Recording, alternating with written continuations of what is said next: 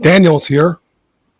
Correctivity for homeostasis, and thereby autonomy and sovereignty for European peoples, genus and species. A concept of genetic unionization, structuring social accountability, and correctivity for human and pervasive ecology, coordination thereof. Okay, I'm speaking to you here from sweltering Poznan, Poland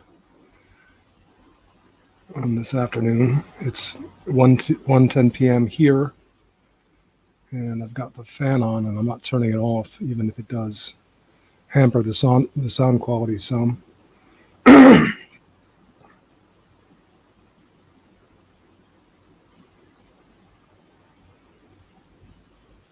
Okay. We've got some things to talk about today. Got to shore up some loose ends and address some, can I call them misunderstandings? That sounds a bit too benign,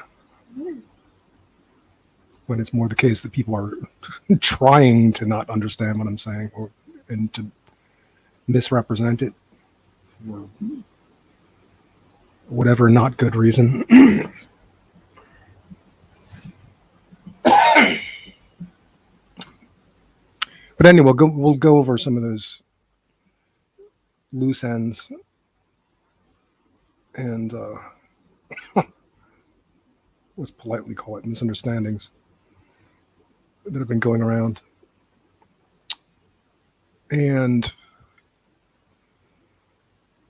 then if some people want to hop on the stream and talk, I've sent out some links, but I don't imagine this is a good time. 1 o'clock in the afternoon on a big sunny Sunday afternoon. Most normal people are going to want to be out in some water, a lake or an ocean, you know. But anyway, by the same token, it's a plausible time where some people could get some shade for 15 minutes and come for a visit. It's about 8 o'clock in the evening in Japan, I guess. It's 12:15 in London.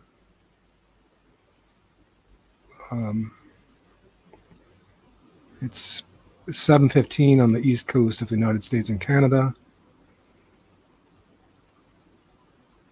6:15 in the morning in Chicago. There are some early birds. I am. 5 o'clock in the morning, Denver. It's a bit early for the Los Angeles people. But if we're still going in a few hours, maybe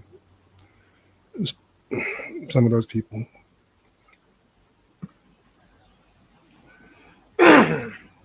will be around.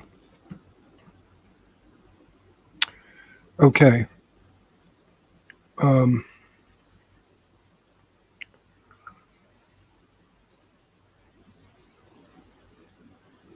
Probably one of the most important things to address that I meant to address last time, although I don't necessarily plan to go into much detail about it because it really isn't necessary, is one charge that Matt Parrott, for example, made about the DNA nations not being organic. It isn't true, and I have to address that.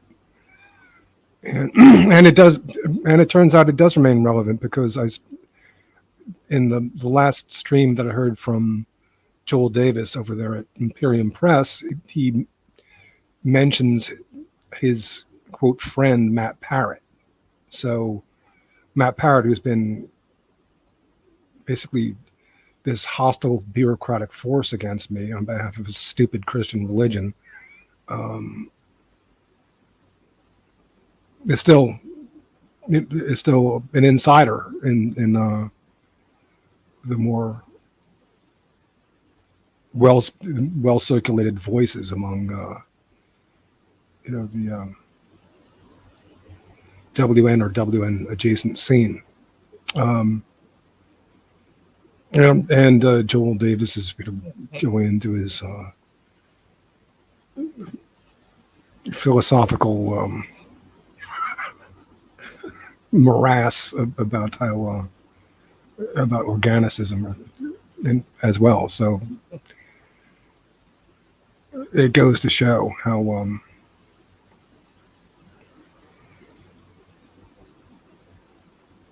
he is part of that, and I do suspect those guys at Imperium Press, and they were probably the one.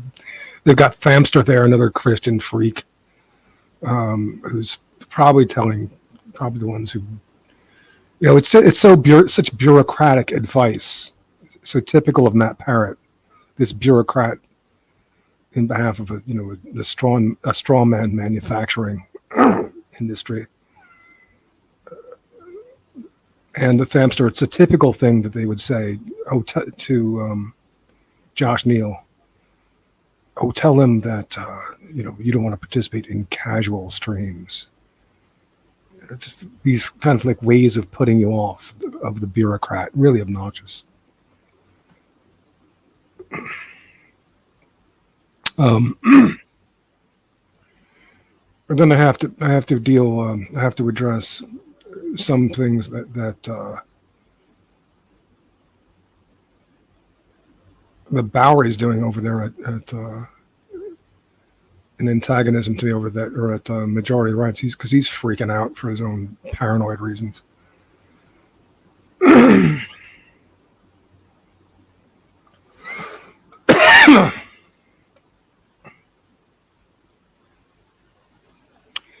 So as usual, I, like most people, I guess, forgot to go into what I most took for granted as important to discuss last time, how the DNA Nations project is organic and coincides otherwise with organicism of the rest of the philosophy of WN that I discuss. Can Matt Parrott or Joel Davis or Tyler Hamilton's Christianity be looked upon as organic? Let's address that firstly. Hardly. Now, just briefly, because I shouldn't, I can elaborate. First of all, there's nothing in the DNA Nations project which is averse to organicism. That is to say, organic coming together of people. As a matter of fact, take note that it starts with balancing the project of Bowery's sortocracy, of that is people voting with their feet, which would be, you can take for granted, for organic motives. These are the people that they're naturally inclined to be with and develop community with. So they're right from the start. Matt Parrott's full of shit. And then so the voluntary aspect of it connects with organicism right there. It's not coerced. It's not artificial. It's not fake. And then who, if you were trying to connect with your genetic kind, that's going to be organic as well. Have an organic motive about it as well. And then again, I mentioned too, and this is going to connect to something that freaks Bowery out. In the original document, that I presented to McDonald, that he edited out the word Cartesian. I understand that as a a scientist, McDonald doesn't understand how might not understand how philosophers are using the term Cartesian, and he might associate it with abuses in the humanities that he's experienced. It doesn't. I don't have to use the term, but it would be good to use it as I used it when I said DNA nations, without land as well, without connection to the land, would be Cartesian as well, was the phrase that I had in the original document. So that connects with the fact that there's an organic concern that is very much borne in mind. And Matt Parrott tried to say, well, that wouldn't change the fact that it's, it's a spurious afterthought. It's not a spurious afterthought.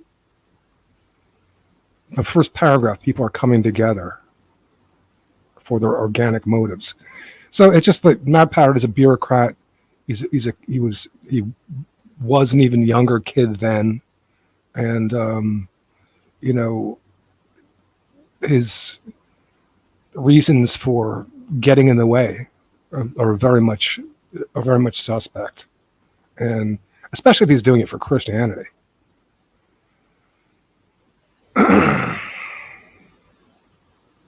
Okay, so I just, that's really enough to say about it. It's, I discuss organicism and that sort of thing in other places in more detail. I, for one, am having experience of it, am very much skeptical, in fact, of the whole prioritizing of community building first. Anybody with real life experience of trying to build communities know that what a nightmare situation that you can be involved with. It can be anything but ideal. You're going to be involved with like people who are trying to start a cult, egomaniacs, sociopathic personalities, gossip. It'll make you crazy. I'd rather have my quote community be on a national level and throughout the internet, where I can really be careful about who I'm involved with and not have my whole life bound up with them concretely in a situation like that. Because if that's what organicism is about, the hell with it. You can go ahead and you want to build a community like that? Be my guest. Good luck. That's all. My experience tells me otherwise. That's not where to place priority. Okay. I thought that I forgot to mention the red cape of equality being as supposedly what the left is about, and the stupid tactlessness of right-wingers who chase the red cape arguing against equality. Actually, I didn't forget about that. It's in there in that 7-hour discussion. What I didn't discuss, and I might have done well to discuss, in the case of criticizing academic agent for his idea that monogamy was somehow unnatural and not a good idea to uphold either ideally or practically. This is really bad advice. But I didn't go into much discussion of my article, Sex as Celebration and Non-Monogamy versus Sex as Sacrament and Monogamy as a Means for Homeostasis and agentive choice to hold up to the Abrahamic imposition. How are we doing when we're... Okay. Mo says I'm cool. You sound cool. Your voice is top notch. Thank you, Mo. Okay.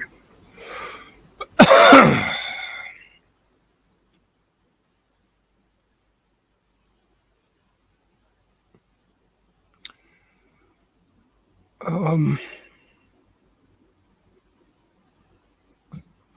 there was another, before I move on from that, I remember Bowery making a stupid. I'm going to get into his just gratuitous, his hyper competitiveness in a moment, but making a remark with regard to that article that nobody likes that article, "Sex is Sacrament" versus "Sex is," or no women like it, "Sex is Celebration," which is totally ridiculous from one reason from the onset, because in that article I'm stating that there are many different ways to look upon sex and to conceive of it. So if some woman doesn't like one way that I'm talking about, there's other ways that I'm willing to consider. It's just Bowery.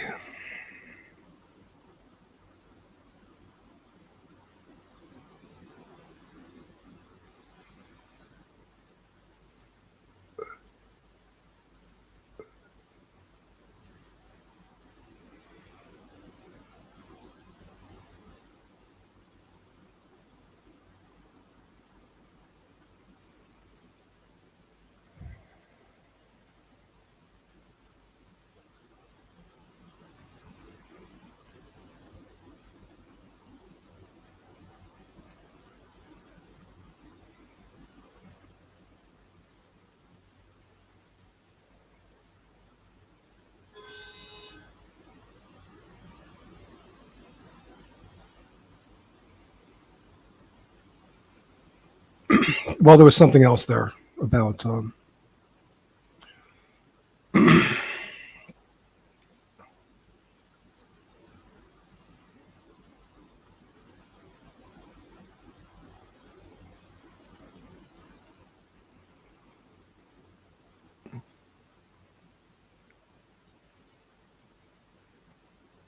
remark about sex that was relevant, but I made a note of.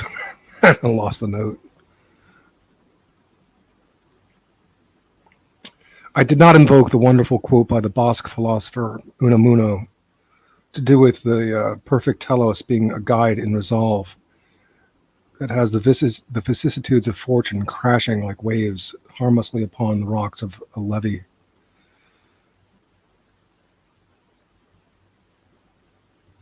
I forgot to discuss how Vico placing episteme as the means to understand praxis might correct Cartesianism in concise fashion, bringing the individual and social together at once, as opposed to the Cartesian divide, although I maintain that Aristotle's idea that phronesis, that is to say practical judgment, is at least also necessary as a means to understand and make sense of praxis, that is to say the social world, for its changeable interactivity. But so I'm saying that they both have a place which apparently need to be meaningfully integrated. That is to say, episteme, just sort of intuitively connecting with what's going on from the onset, and as in like the Wittgensteinian approach of one being internally related, co-evolved with these processes and practices, but also, of course, that's not to say that you just automatically have everything right, and so you have to, by the same token, make practical judgments, especially because the social situation's volatile enough for people's capacity, for their agency, for their ability to learn, for the reflexive effects, for the capacity to take things into new and imaginative units of analysis beyond what is also evident. Um,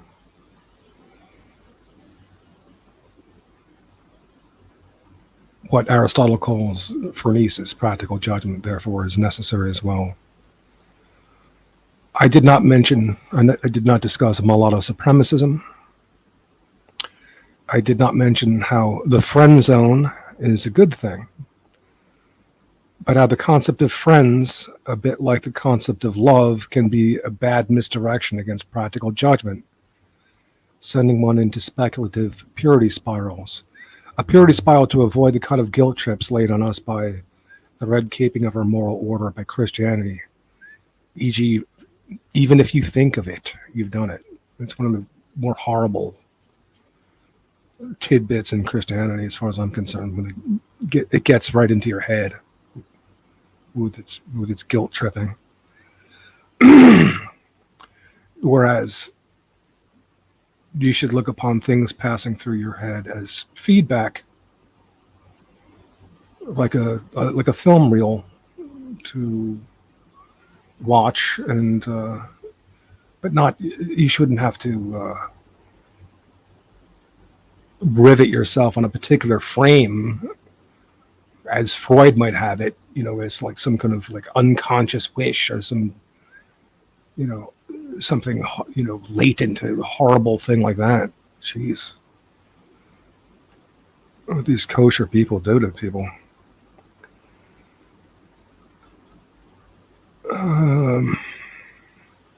I did, of the Aristotelian framework, theoria, praxis, poiesis, I didn't talk much about theoria as feedback and poiesis as an integrative means in service of praxis.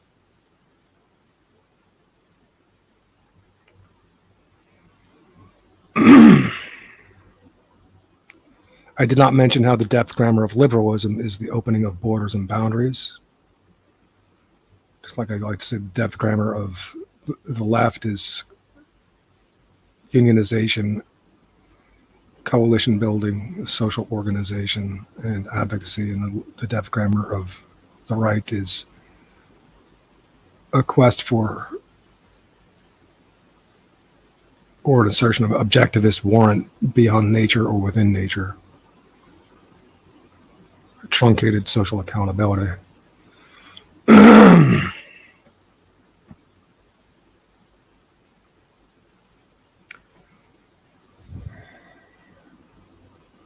Okay.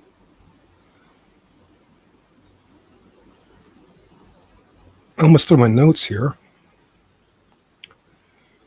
I was discussing some important oversights, particularly as I was discussing the retooling of Maslow's hierarchy, taking particularly the best aspects of what he'd bypassed with Aristotle's notion of self-actualization, and fashioning it more for our requirements in postmodernity. It does require a stabilization and a grounding in social delimitation and structure for accountability. So another important oversight was in my discussion of retooling Maslow's hierarchy. I forgot to mention the sacred in its relation to faith as a liberation from mere facticity and a confidence in the worthiness of our pattern, even where physical evidence of our worthiness is lacking, and transcendence as an aspect of retooled Maslow in that regard, in which anybody might participate to provide them with confidence and to stabilize the pattern. However, I might have discussed this before. However, I have discussed this before. Not might have, I have many times. This before as part of four topoi to retool Maslow and reincorporate the better aspects of Aristotle's traditional idea of self-actualization, to take it into postmodern form and away from its proneness to Cartesian runaway. That is to say, I propose and will maintain until somebody gives me some good reason to not use them. Replacing the constituents of what was a hierarchy of motives from Maslow into an optimizing circularity of motives, in which self-actualization is one part, but also most fundamentally would be socialization, that is social unionization in the and that would be and there would be Dasein, or their being. It would ensconce their being and Mitdasein, being amidst your people, as Heidegger calls it, bringing us back, into a re-centralization of praxis, which is the postmodern project of Vico, of Heidegger, taking us back from the Cartesian estrangement. Now, that those most fundaments in place, I propose as topoi of stabilization against runaway pursuits of whatever kind of self-actualization, irrespective of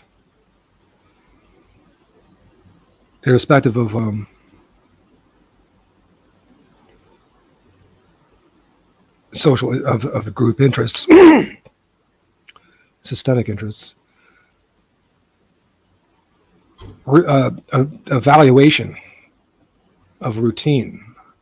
And I don't think that it should be impossible to get people to go along with that valuation, because not only is it something that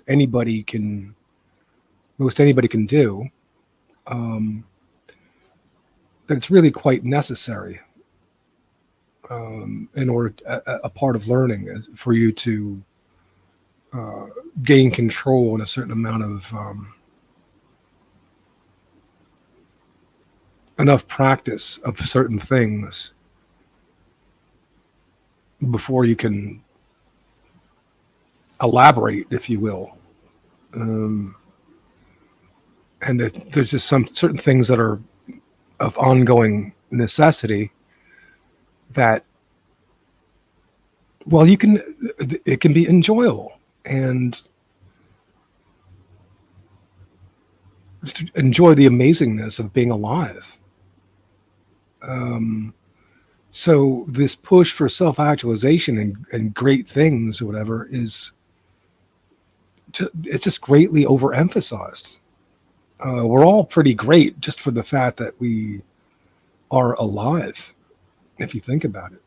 So this routine, the respect for routine, is lacking, and it would help stabilize the pattern, and also provide a means, a place for learning and mentoring, where you don't have to, where being great is not the idea, but just learning and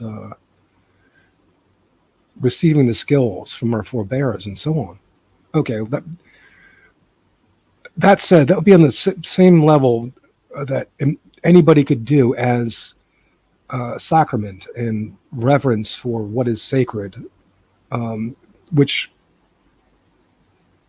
might not be as much of a thing every day, that one takes time and to commemorate and when to observe what is of profound significance to our cultural pattern. But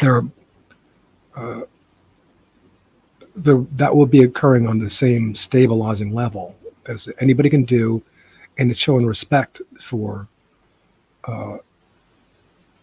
time and memoriam patterns that have come by way of our forebears and would extend through our children and grandchildren. This is another thing that should be incorporated as topoi, as a guide in the circulating concern and motives of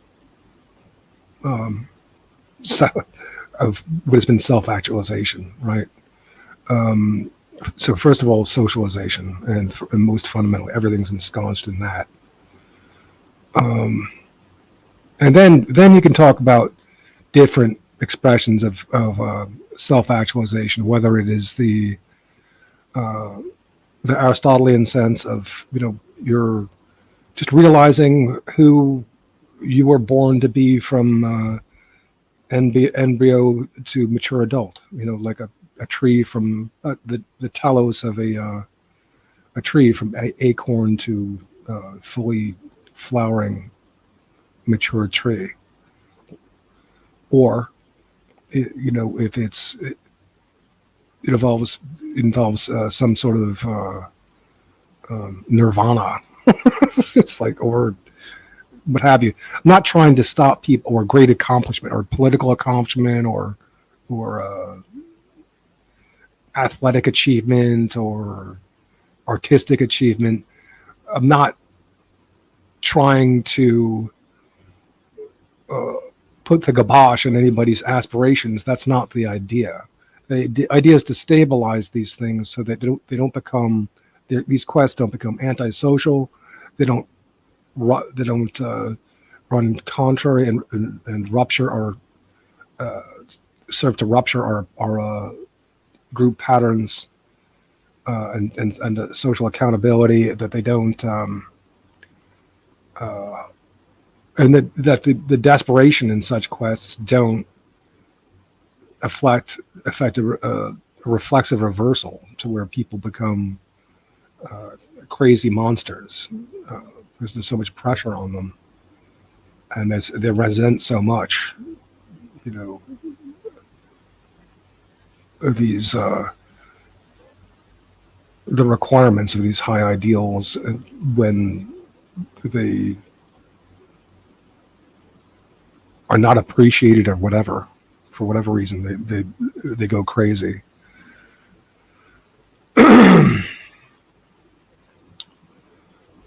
And I talked enough about that last time, about how the feminists did not take into account how male achievement is a component of deprivation and sublimation there that is not, that de Beauvoir and Betty Friedan aren't giving credit to. And it's a wonder that more men don't go completely crazy as misogynists in that context.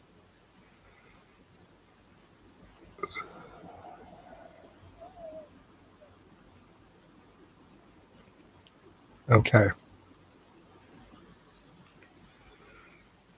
So those are the notes from last time.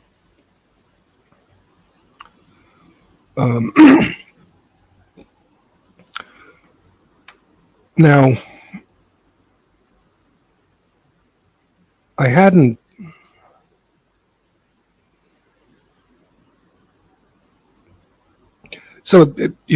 as far as like people like Matt Parrott and the people at Imperium Press, Thamster and the people who are tagging along with, and Joel Davis and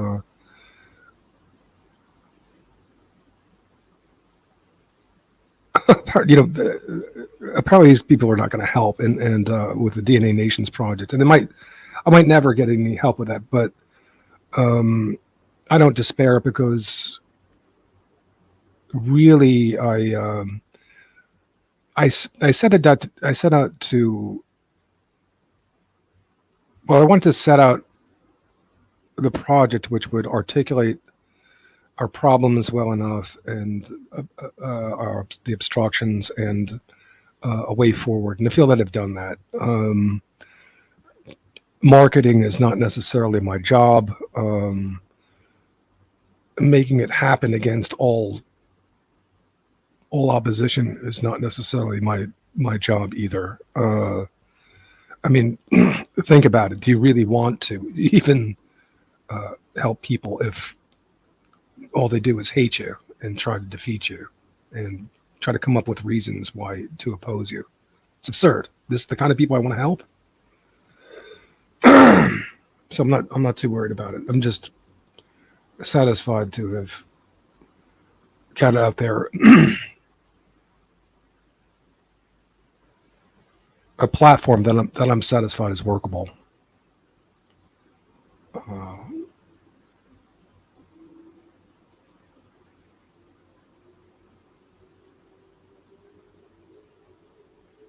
It would have been good if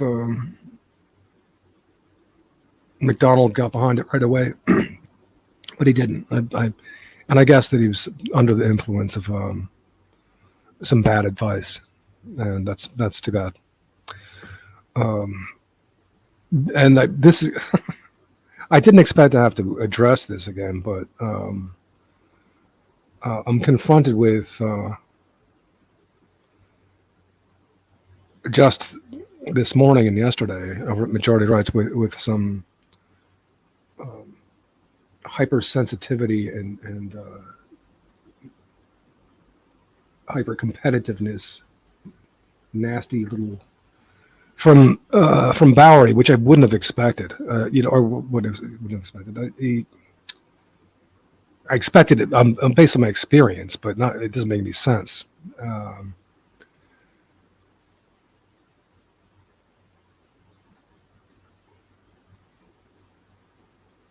But this continues, and I don't care. I just that I'm prepared at this point. Well, unfortunately, to write him off. Obviously, he's not going to help either, and I don't care.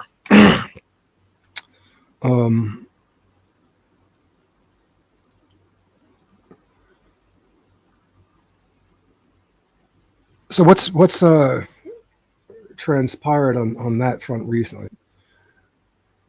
Well, let's talk a little bit about that, because that's probably going to be disappointing to people, because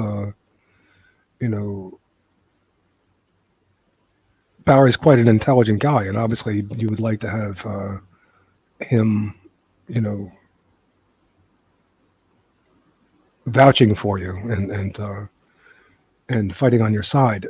And the bizarre thing is that, for my part, no matter how hard I tried to connect with guest worker and Bowery over there at Majority Rights,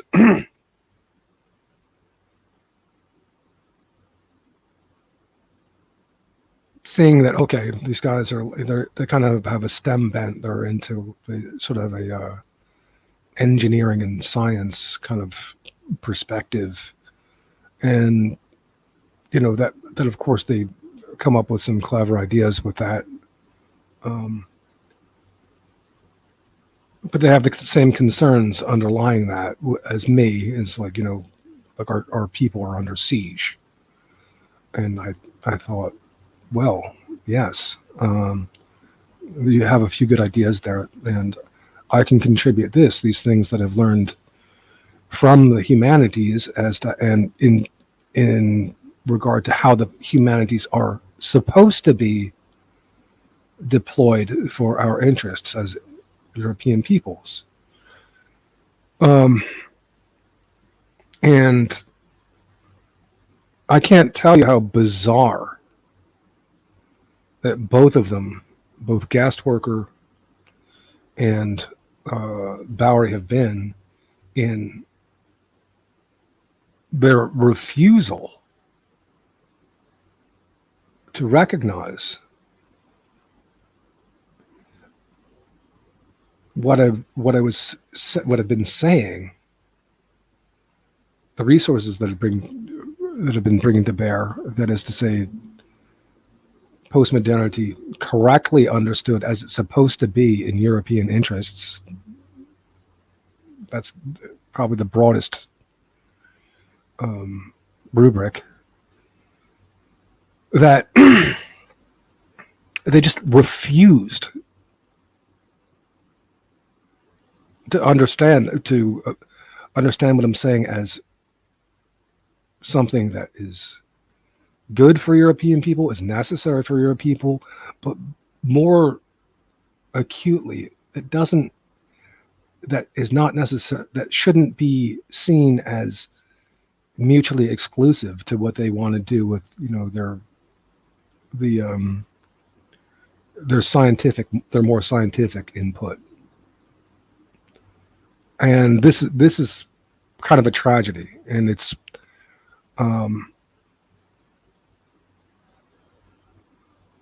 it as much as even more than a problem of the fortune of their generation as STEM guys, science and engineering guys who benefited from that position in that generation, but but suffer for the lack of understanding of the humanities as they're supposed to be, and in a sense are wrapped up autobiographically with an idea of seeing the humanities only as they've been abused and misrepresented,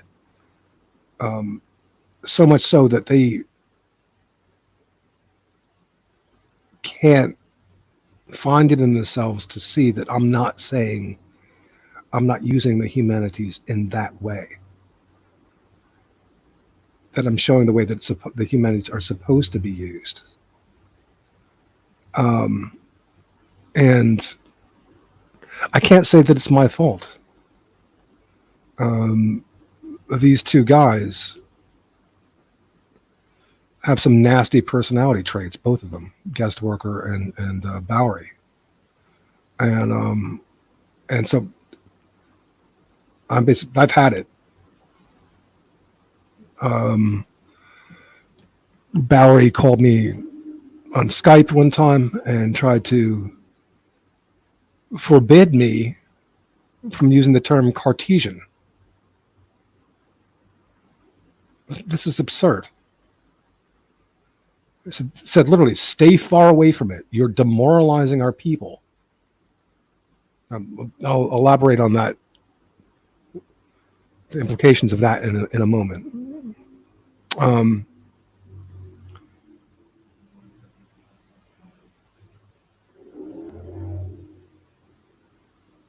He said the same thing about modernity. It's like don't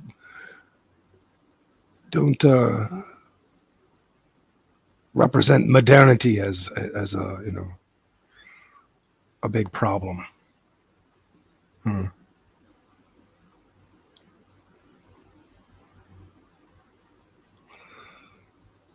Well, I'll go in a moment. I'll go into why I wasn't gonna take those instructions. For sure not. He and then, or I need to mention guest workers, similar reaction. This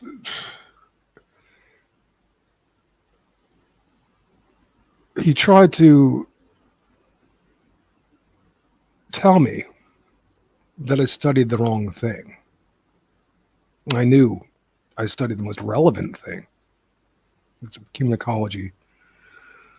He tries to, he tries to call me a communicationist. But to give you an idea of how much I wasn't going to listen to his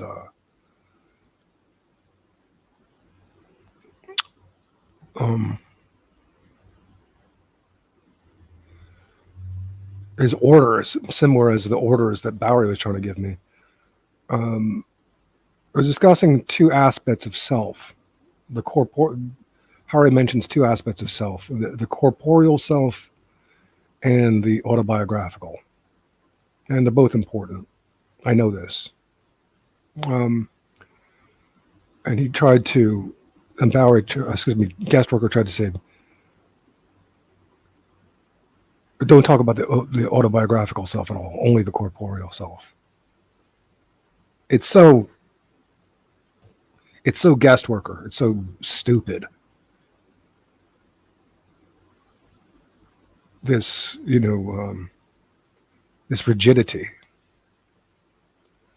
But they have something, and they have guest worker and Bowery that have something very bad, which is in common. Whereas I'm trying to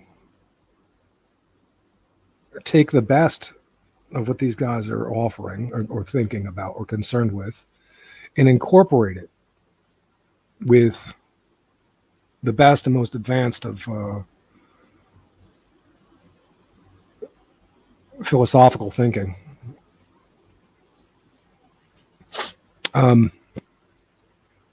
They, both of them, are trying to apply a Occam's razor to me, to make me redundant, unimportant, stripped aside. The only that matters is, well, desk worker hopes the only thing that matters is him in the end, even though philosophically he's, on the level of a pinhead. And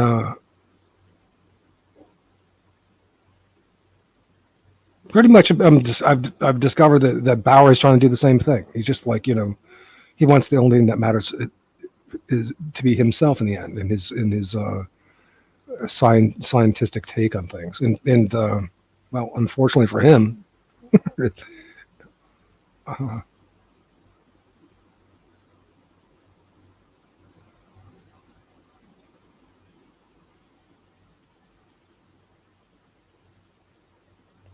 it's not enough.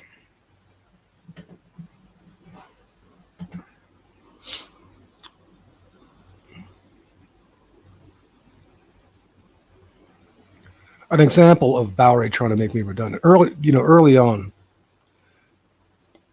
in the early days of about 10 years ago, of trying to promote the DNA Nations paper, which is only 1,200 words. He tried to say it was 32,000 words. In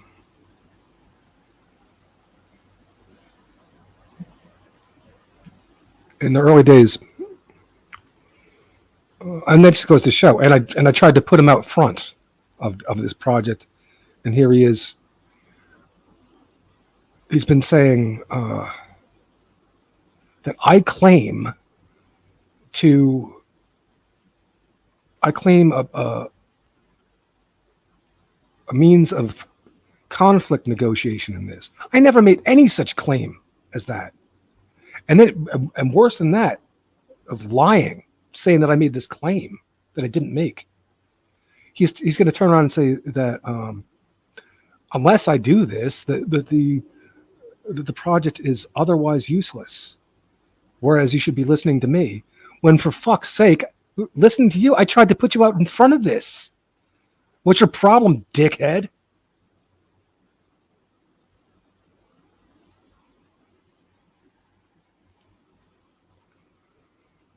All right. I'm talking the way I've had it.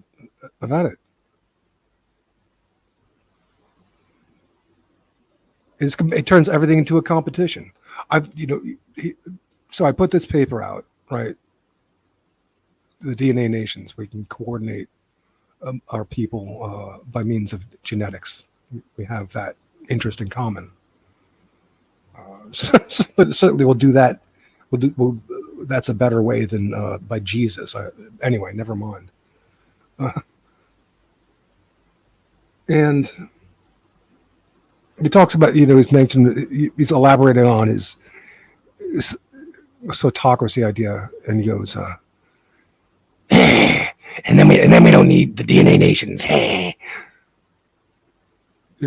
He's rubbing his hands together. He's made the DNA Nations somebody else's concept redundant, applied Occam's razor for the sake of his ego or whatever. He hasn't made it redundant. He hasn't made it unimportant. And Why is he getting off almost like in this perverted way, with this perverted voice and way of making it somehow unnecessary? It's like like I said, it's a similar conceit as with guest worker. The only, so selfish. The only thing that's supposed to matter is them, is him, is guest worker, or in Bowery's case, is Bowery, I guess. I can't respect this shit.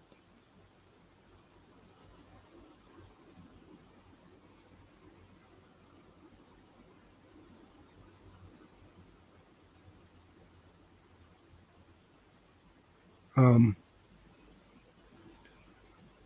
but like I said, I never said. Not only did I not say to people, don't read Bowery stuff, his sortocracy or whatever it is. I tried to place him at the forefront of this project. He is projecting his stuff onto me. I'm not. So I'm not supposed to use the word Cartesian. I'm not supposed to say that modernity has problematic features in in the structure that's been brilliantly analyzed by professors and graduate school students, geniuses. No, I'm supposed to listen to guest worker and Bowery only. Forget it.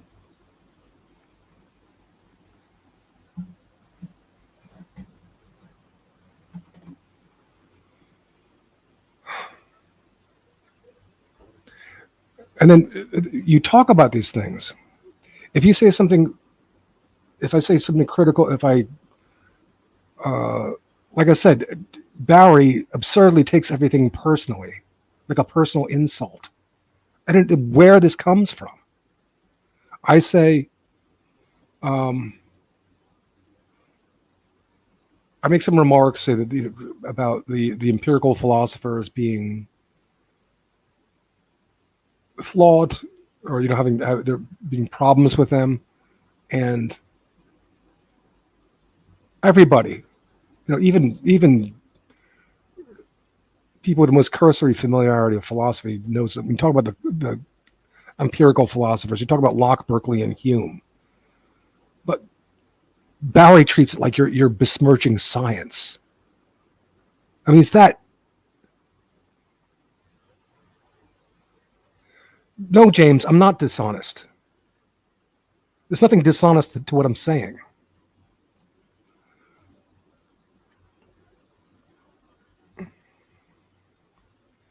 I, you know, I used to, for years, like it's supposed to be a big problem that I'm using this term Cartesian.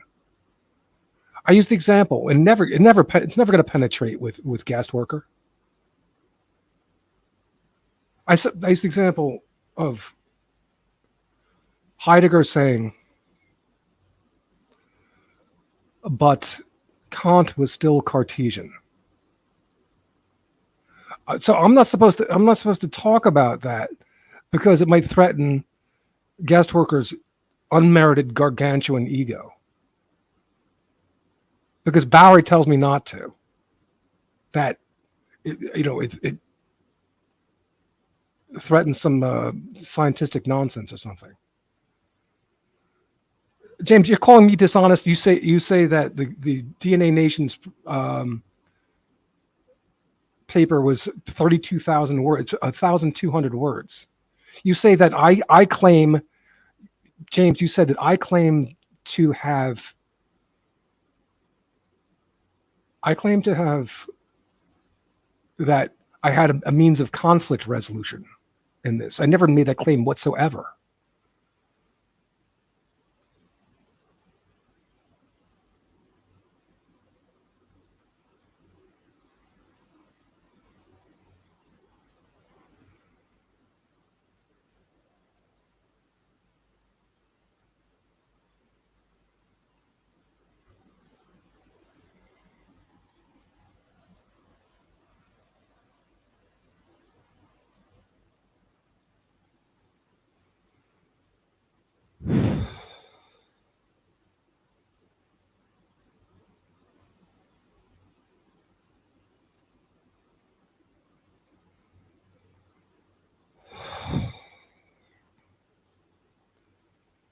I have to simmer down a bit here.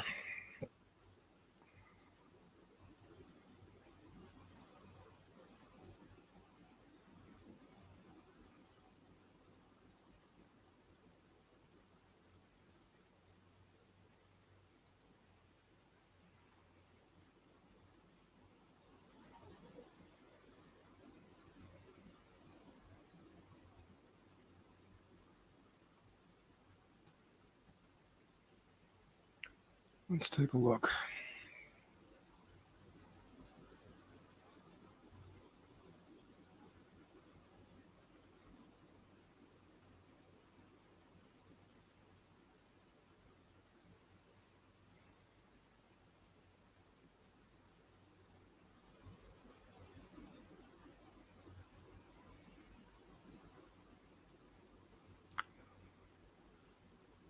So in brief,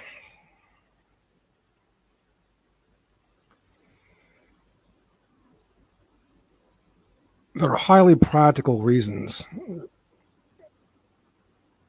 for using the term Cartesian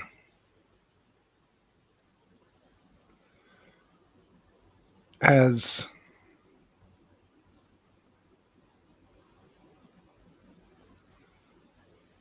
a pejorative separation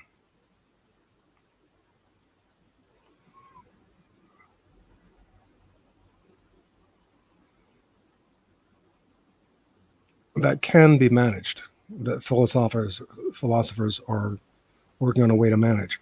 And it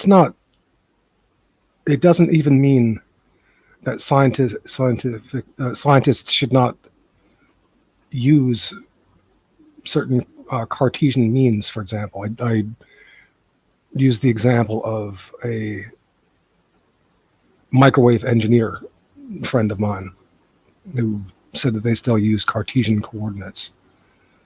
It's a matter of not getting stuck there and not getting carried away. That's the idea. It's not anti-science. Hermeneutics isn't anti-science. Even social constructionism, properly understood, is not anti-science.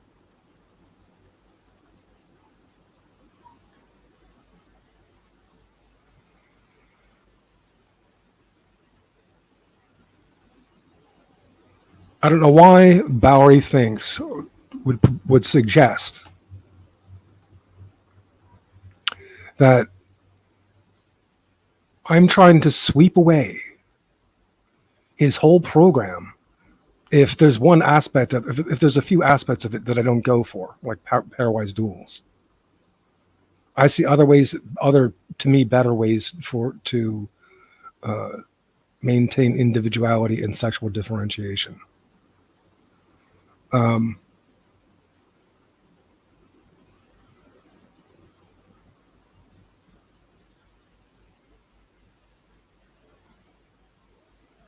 There might be a few other things that mostly I criticize his criticism of me, and the idea that of trying to make redundant, or like I said, apply a Occam's razor.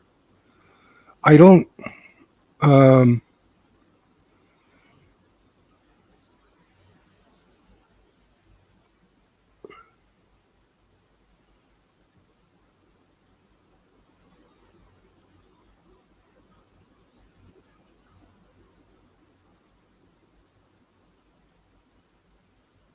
Let's see, his kind of hypersensitivity as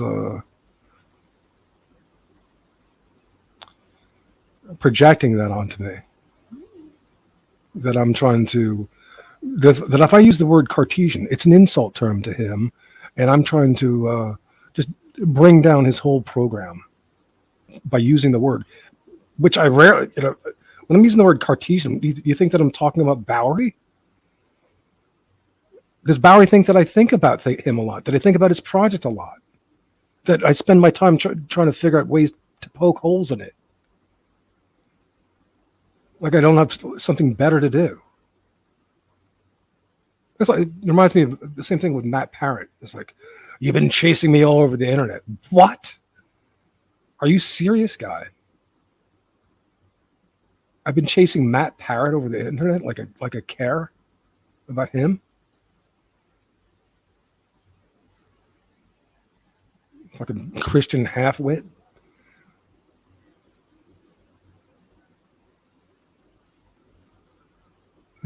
These Christians. I used to pride myself, and I still do, at not being like a the kosher folk and really getting off on humiliating Christians. I don't, because I think in an important respect, they're trying to do the right thing. They're trying to connect with a moral order for our people. I understand that. I respect that. I appreciate that. I have compassion for that. But they've been so abusive to me, almost as abusive as the Nazis.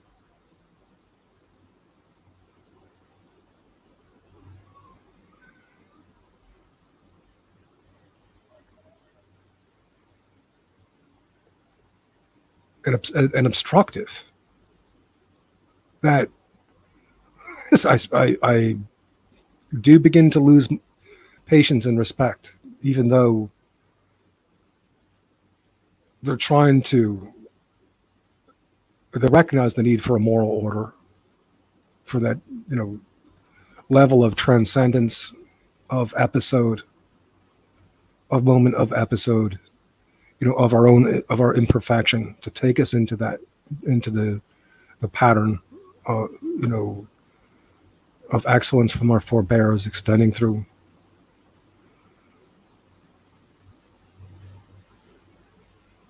Is James Barrett? Oh, I don't think that. I think that's not. Is that really James Bowery? He said, "We need to reboot the Enlightenment. Your ego is too big." That sounds like somebody posing as James Bowery. That's not James Bowery. Hey, whoever you are who's using James Bowery's image, that's not valid. You're not talking like James Bowery now. Originally, I thought that that was James Bowery, and I don't think it is. That's not ethical. That's not the way James Bowery would talk.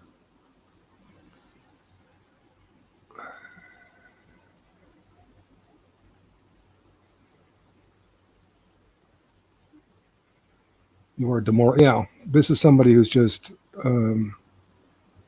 using James Bowery's image and kind of repeating some of these things that he said along the way to me. I'm glad to know that now. So to whom it may concern, that's not James Bowery. I don't know who it is.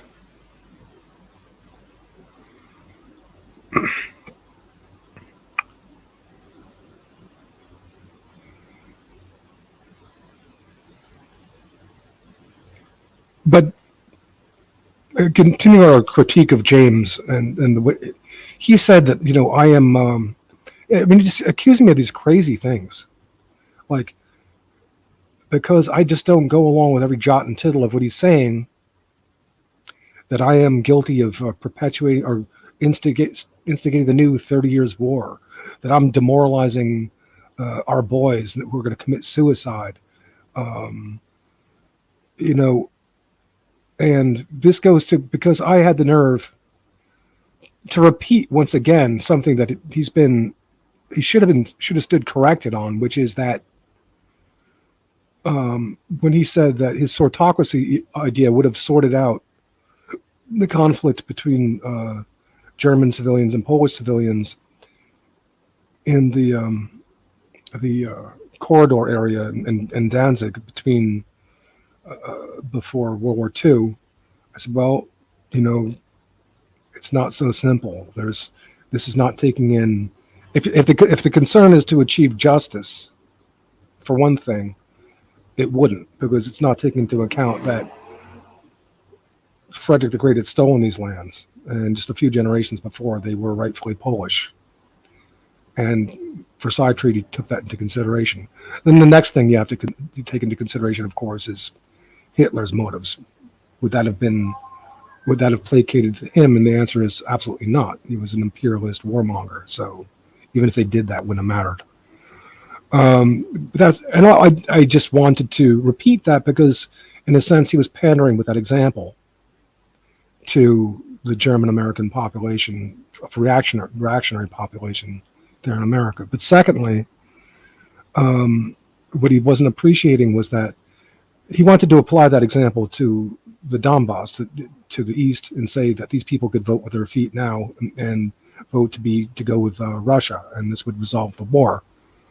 And I don't know, maybe it, well, whatever, maybe, but I just wanted to mention that historically this eastern Ukraine was Ukraine, not Russia. And I added very poignantly that even so, I don't think that Ukraine should engage in hot war of any kind with Russia over this territory at this point, that the situation's different. And also that, what did I say?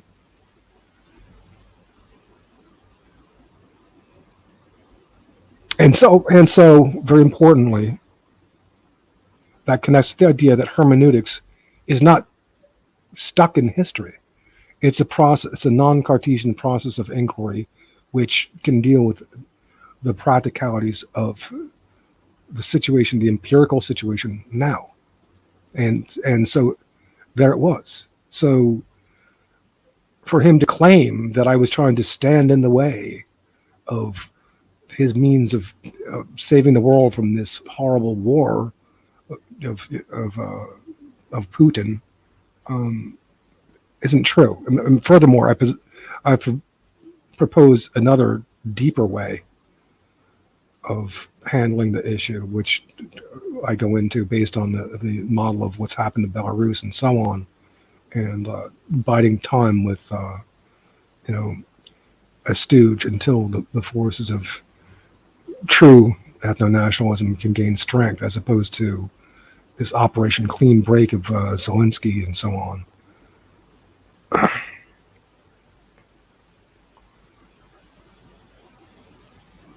Okay.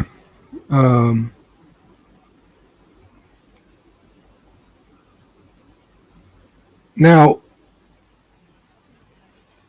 because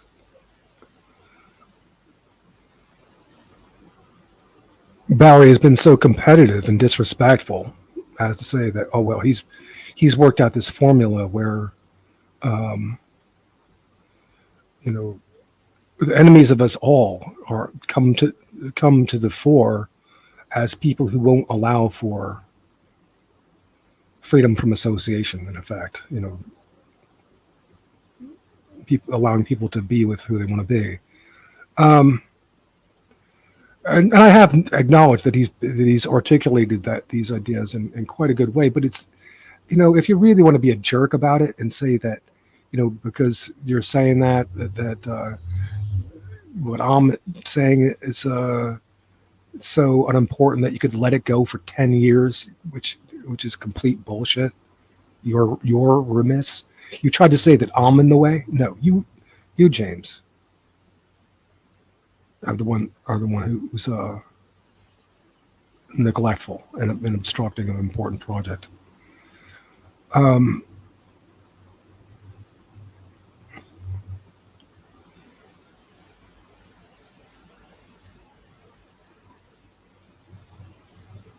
But what I want to say is that, many of us, matter of fact, my professor in college, I remember the phrase, and here's the hard part. That culture or that society that won't allow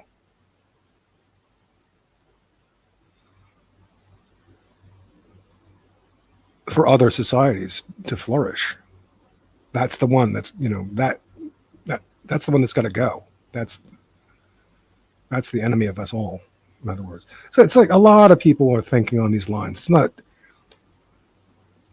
just because Bowery puts a certain flourish on it doesn't mean that it's also original, that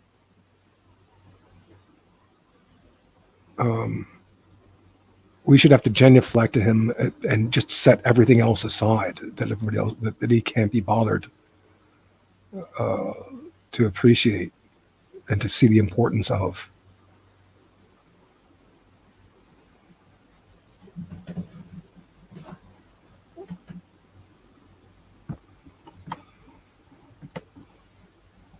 I've always said it's like, I want my freedom from association, and it's always been intuitively there. The people who won't allow for that have forced me to associate with them. These are the ones who are screwed up.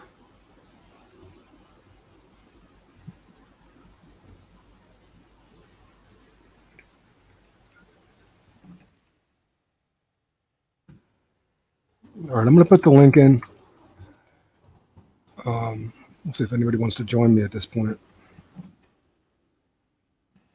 Like I don't care if people, if they're out wanting to enjoy their Sunday afternoon, I perfectly understand that. On the other hand, if they want to take a moment out of the sun in the shade and talk for 15 minutes, that should not be impossible either for some of you.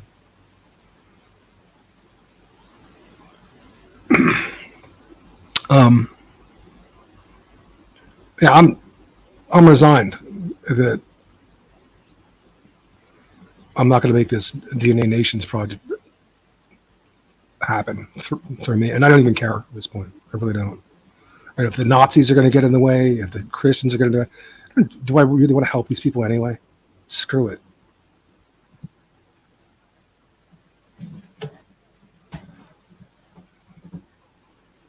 The scientistic, the egomaniacs.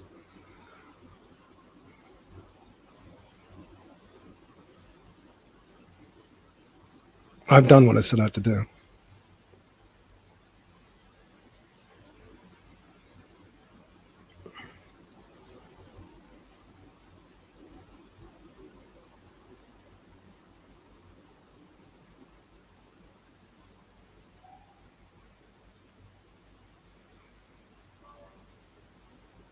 As far as people participating in my website, I can understand how people, wouldn't necessarily want to. Well, Parr said that he was going to write some articles, and maybe he suggested that he might even like to add them to my website. I wouldn't mind, but by the same token, I can understand how he would shy away from that, because I've kind of personalized my website. I go into a lot of personal history and. Well, warts and all is an understatement. That people wouldn't necessarily want to be associated with. I can understand that.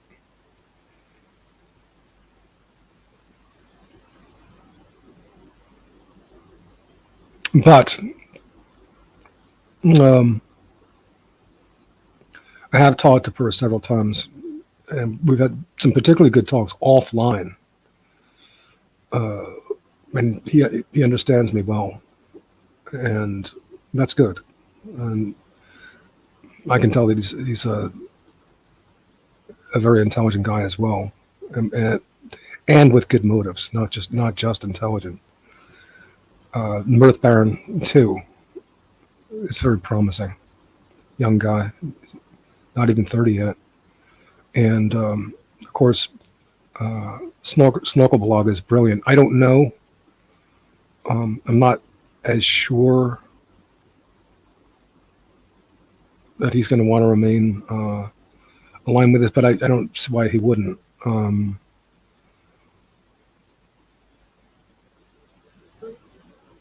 Because I'm not. I don't get off on condemning the Nazis. I just don't. I want to be done with that stuff. I want to connect with Germans and German interests now and move forward, and not work with people who can't learn from past mistakes. Who was it that was saying?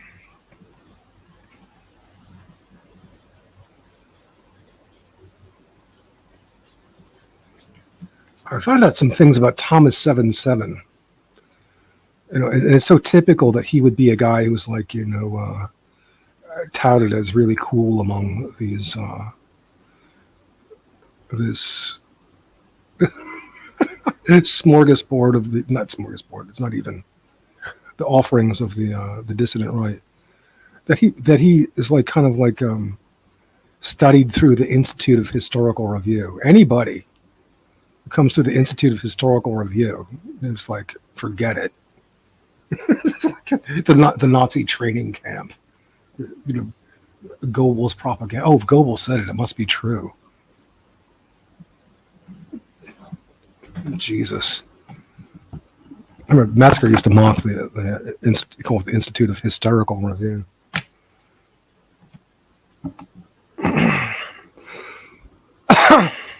Okay, so I've 7 listeners. That's pretty good. Somebody hop on and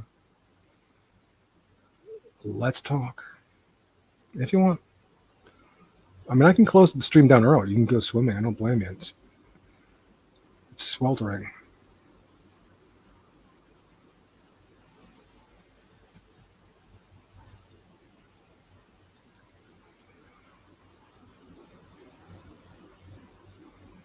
Yeah, and the bullshit from guest worker and Bowery has just been endless. And they had their Christians and their Nazis. I mean, some of the most absurd Christians attacking me and wasting my time and gunking up threads. And then I had to respond, and people say, "Oh, you talk so much." And the most recent doozy from guest workers was when he tried to say that I made up my own definition of incommensurability. He was sure of this because Bowery put up this thing, criticizing Thomas Kuhn's structure of scientific revolution, and I can understand why he would take offense to this as of a scientific bent. Okay, the problem is that even though it turns out, to my surprise, actually, that Thomas Kuhn is kosher, because I didn't know. Well, first of all, let me say that I thought that Thomas Kuhn was not kosher.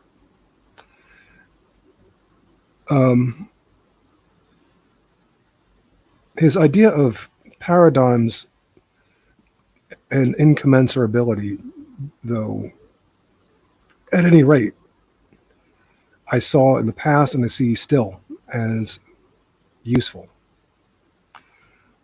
Now, when I use ideas, any ideas, Cartesian or paradigms or incommensurability, they're used in a much looser, practical way, a more ambiguous way, you could even say, than people like Gastworker and Bowery might think or like, because they're all into precision as STEM people. So you must mean exactly this, or blah blah blah, or it's all wrong. There is real utility in the idea of paradigms and incommensurability. And so when Bowery's going into a critique of the structure of scientific revolutions of Thomas Kuhn and paradigms, and I mentioned this, and I gave examples of how incommensurability is an important concept, a very useful concept. And furthermore,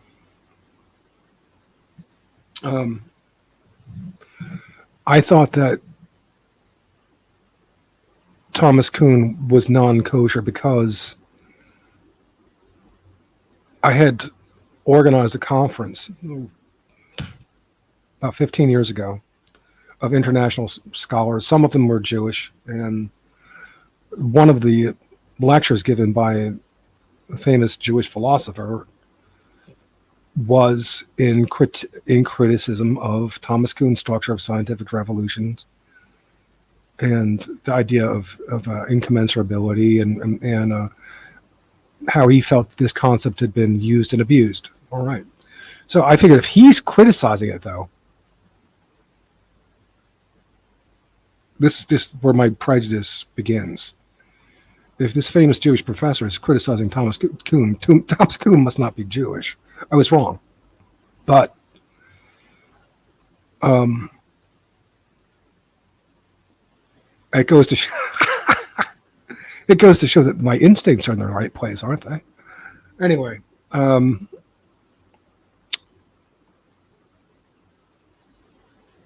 fact remains, I grudgingly, even though it is coming from a kosher source, that these ideas are very useful, and I explained how. Of course, GW didn't want to admit it because he's this high-bound, reactionary modernist, um, STEM boomer fuckhead, and so he tried and gaslighting me as ever. I mean, it's really pathological. Guy's sick. Tried to say that it's my own private definition. So I read the definition of incommensurability coming from my professor, and of course it's brilliant. It wasn't a Bowery thread. I apparently erased it because it made fools out of both of them. It's not only brilliant; it's so clearly useful to our concerns. And my professor wasn't Jewish, and his definition wasn't like Jewish or something. It wasn't even criticizing science. It wasn't even saying don't discuss problems with Thomas Kuhn or whatever. Anyway, but this goes to show how arrogant and dishonest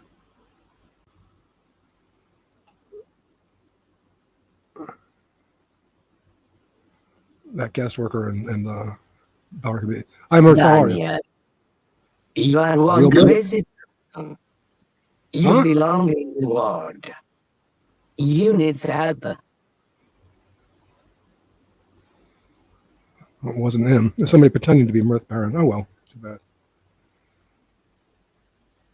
You belong in it was like some kind of Swedish sounding voice. A Swedish troll, first of that kind. You belong in the world.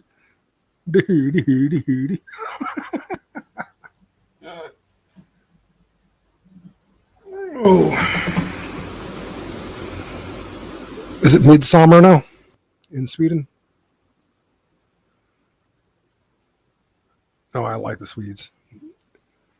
Just because there's if there's a bad apple and some traitors among the Swedes, that can't discourage me from my Swedish friends.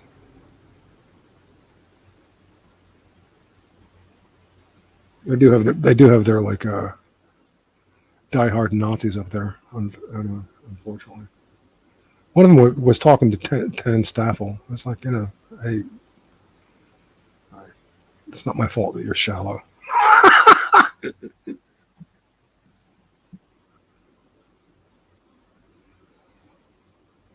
Midsummer. There's the link. Anybody wants to join me? Now, I think why these people don't like me. They don't like me because I don't love Hitler. Because I don't love Jesus. Because I recognize the kosher folks as another people with different interests, and I don't see fit to include them in our group. See, Iron Duke, 99 Iron Duke at his last show. This guy from the British military who lives in Australia now. Still going on about how he just loves Paul Gottfried. Well, when I say that Paul Gottfried is of a perspective that's providing bad misdirection and framing for our people, and it is, that doesn't mean just because you read a book of his, what was it, about fascism, the history of a concept. I'm not telling don't read a book of his and that it can't be good, and that you can get good ideas from anybody, including people who are really of a perspective that's fundamentally against our interests. Like I said, I take some ideas from Thomas Kuhn, a few. And, the thing with someone like guest worker, you take like 2 ideas from somebody, he wants to say you accept the whole program. He's so absurd. And he does that every time. I take a few ideas from Wittgenstein, not many, a few though. Like that. I take a bit more from Heidegger, but not everything. And Heidegger himself would say to do that. Spread the ideas out. Take what is essential to heart and give thanks. He calls that thinking. Now, Wittgenstein on the other hand says there's many ways to think, because he's connecting with internal relation, with coevolution, with kind of engagement on the order of fractals.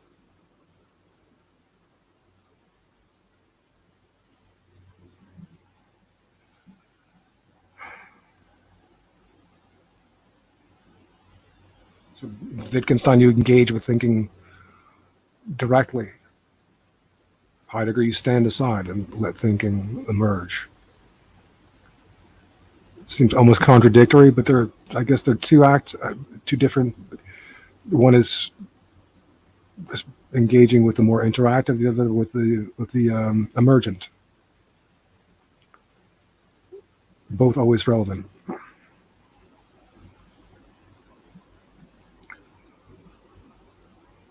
I'm not Swedish. Why were you posing as Mirth Baron?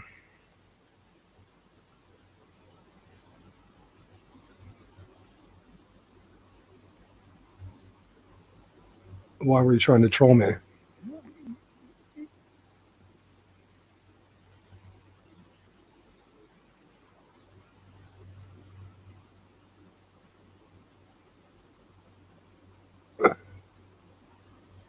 My project is not dangerous. My project is accountable. It's clear that it's not setting out to kill anybody, exploit anybody, let alone genocide anybody. It's anti-supremacist. It looks to protect our people, and it, while it calls attention to those who are responsible for the plight of injustice and exploitation and destruction of our people, it treats these ideas as working hypotheses, which can be corrected, and because they're not lethal, they're not irreversible, so it's not dangerous. Matter of fact, it'd be dangerous not to do what I'm doing, to prohibit the means of accountability is to put us all at risk to systemic runaway of various kinds. So the opposite is true for Zetalia. You're trolling the wrong place, and you're posing as Mirth Baron was unethical, and really, I don't think that I should bother with you.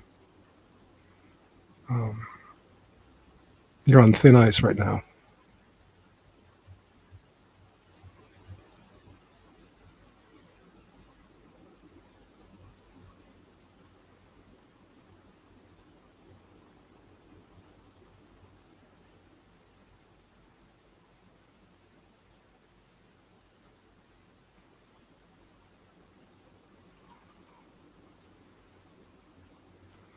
What time is it now?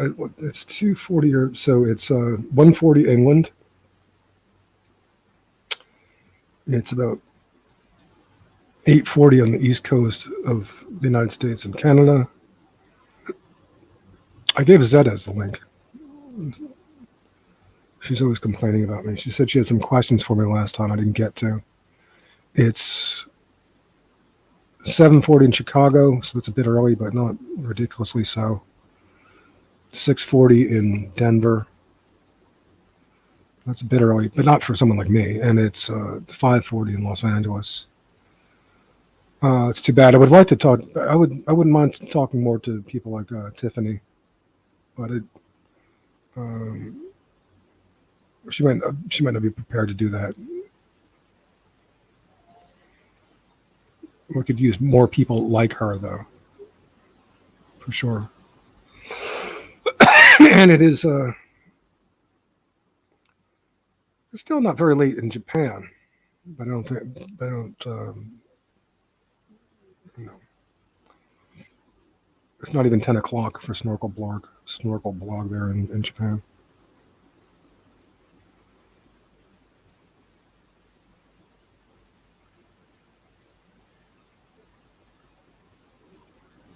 It's too bad. Kumiko won't join me. She probably can't, for the sake of her position. Though I would send her.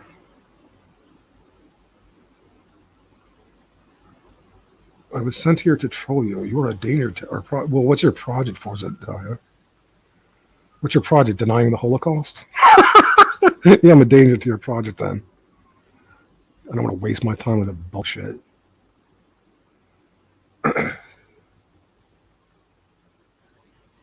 Forza Italia, is that like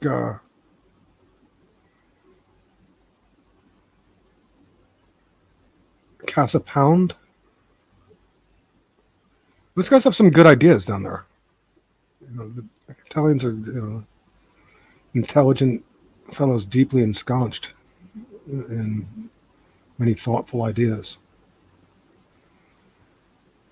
I think there could be some people down there who are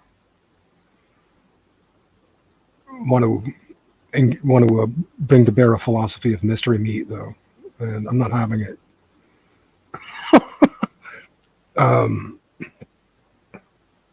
There's Italians are a biological entity, and I love them, and I'm part of them, and if they want to say that they're part, if there's some creepy people want to say that they're part black or some kind of nonsense like that, and it shouldn't matter. That's not going to fly by me because they're not part black, and it does matter. And if that's the thing that you consider dangerous, sorry, you're right. I'm not trying. I'm not trying. Believe me, there's nobody more offended by supremacism of Nordicists being, that kind of attitude taken towards Italians. Absolutely disgusts me. I'm foursquare against that. But to me, these things should be sorted out as a matter of nationalism. Ethno-nationalism.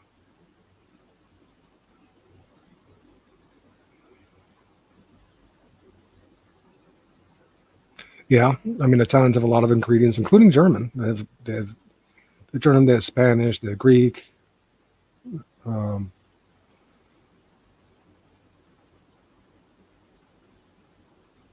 And that's fun.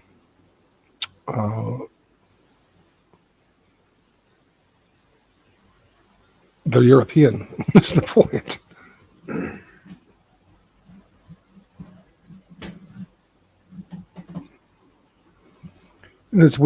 We all pretty much started from one ore model. This is the latest that I have on genetic history. That after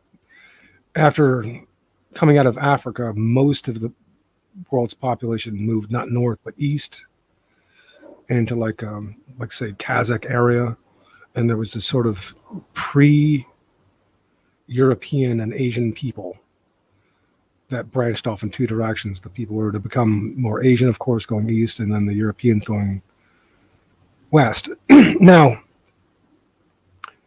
we all come from that ore model as Europeans. Some went beneath the Black Sea and through Anatolia, and that'd be like, Italians, and then the others went north. And all Europeans all have we all wind up Europeans, we all have great contributions to make and to be proud of. And for those of us, and for any particular European group that either likes its own group and doesn't particularly care for another, well, that's fine. That's what nationalism sorts out. So if you don't like Italians, don't go there. Don't marry them, please.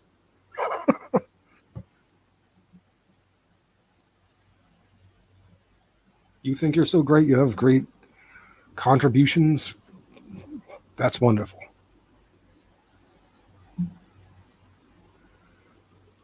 Just please don't throw Italians under the bus and try to say that they're not whatever. If you want to say that they're not white, basically what you're doing is you're taking a term that's meant to a classificatory term for European, and you're saying that they're not European, which they are.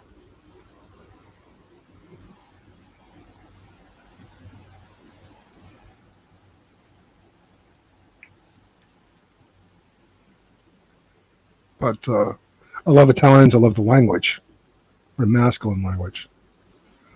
Yeah, we all have our bad apples for sure, and or negative aspects. Can you think of any European people that doesn't have some kind of, something about them that's kind of like, that's not so great? No. It bothers me because a lot of people find Italians to be an easy target because they're kind of a smaller minority in America, and they're too cowardly to take on blacks, so they'll be really anti-Italian, and I don't respect that. I really don't.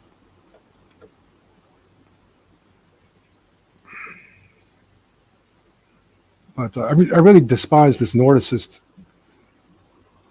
When people make northern and northwestern Europeans the only, it's like, oh, that's the only thing they care about, and everybody else can go to hell. That's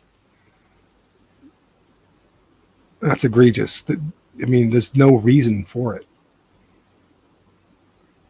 Nationalism takes care of it. You want to maintain your English kind? Well, of course, I want you to too.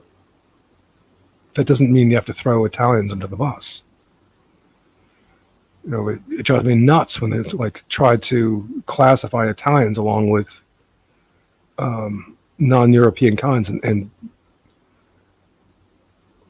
threaten to give these women away. Sometimes the most exquisite expressions of evolution ever, and give them away to, well, whatever. That really, really, really, really makes me angry. I've seen guys who'll do that. Just write them off. Oh, she's a guinea. I have to maintain control of myself.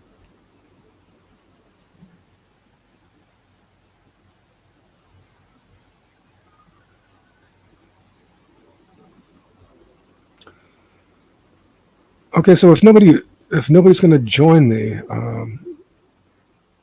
I'll shut this down after 2 hours. But as it stands, I'll keep it going for another 20 minutes, just in case somebody does want to pop on. Again, I understand. It's a Sunday, so.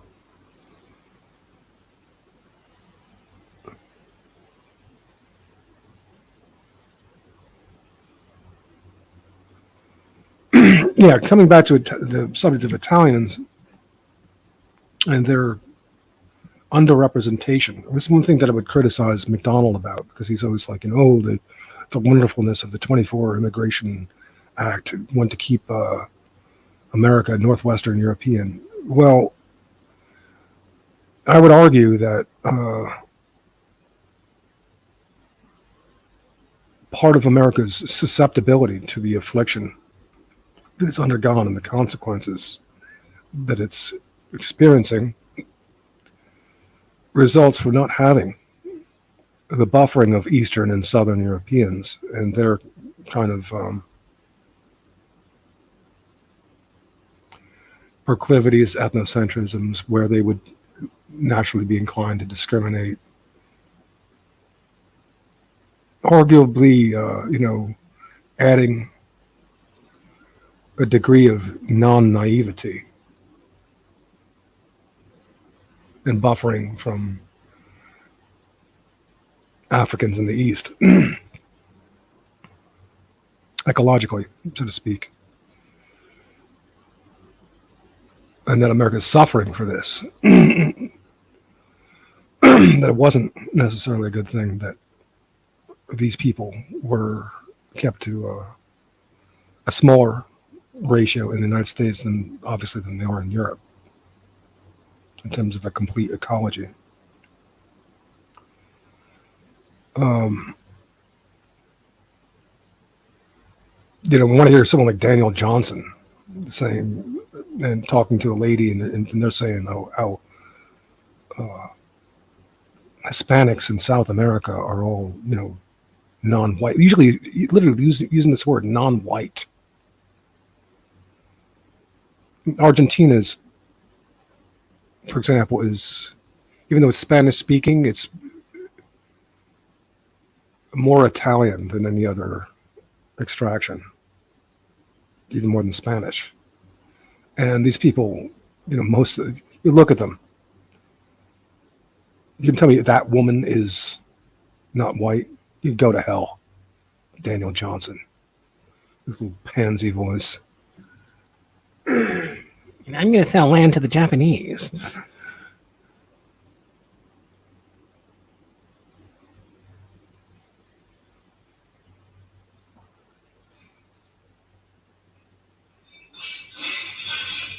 Matter of fact, this term Hispanic is infuriating. The way that it throws Italian women and Spanish women too, I guess, to the dogs. The amazing beauties that I've seen just like written off as quote non-white. I mean, it's outrageous.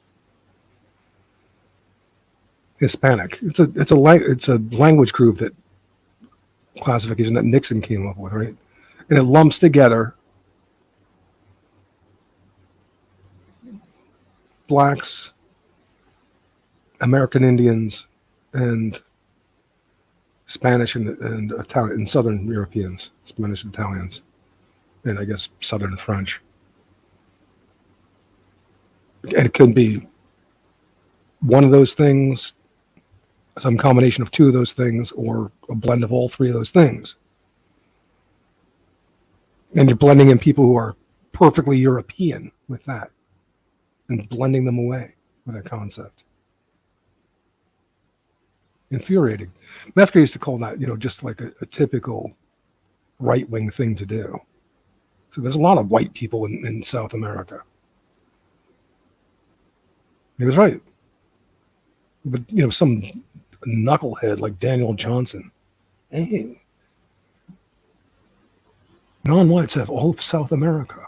That's what this lady that he's talking to. It's like, oh, God, I want to smack her.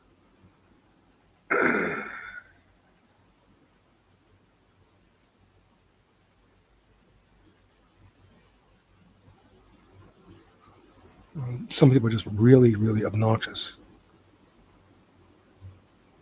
And I think, again, don't have to do it just with the concept of nationalism. You don't have to do that. You like being whatever. You like being Swedish, Irish, Danish, German, English, Scottish, Norwegian, fine. Does that mean you have to look upon like Southern Europeans as your enemy, or is just they're another nation? Don't go there. Don't sort with their kind, as Bowery would say.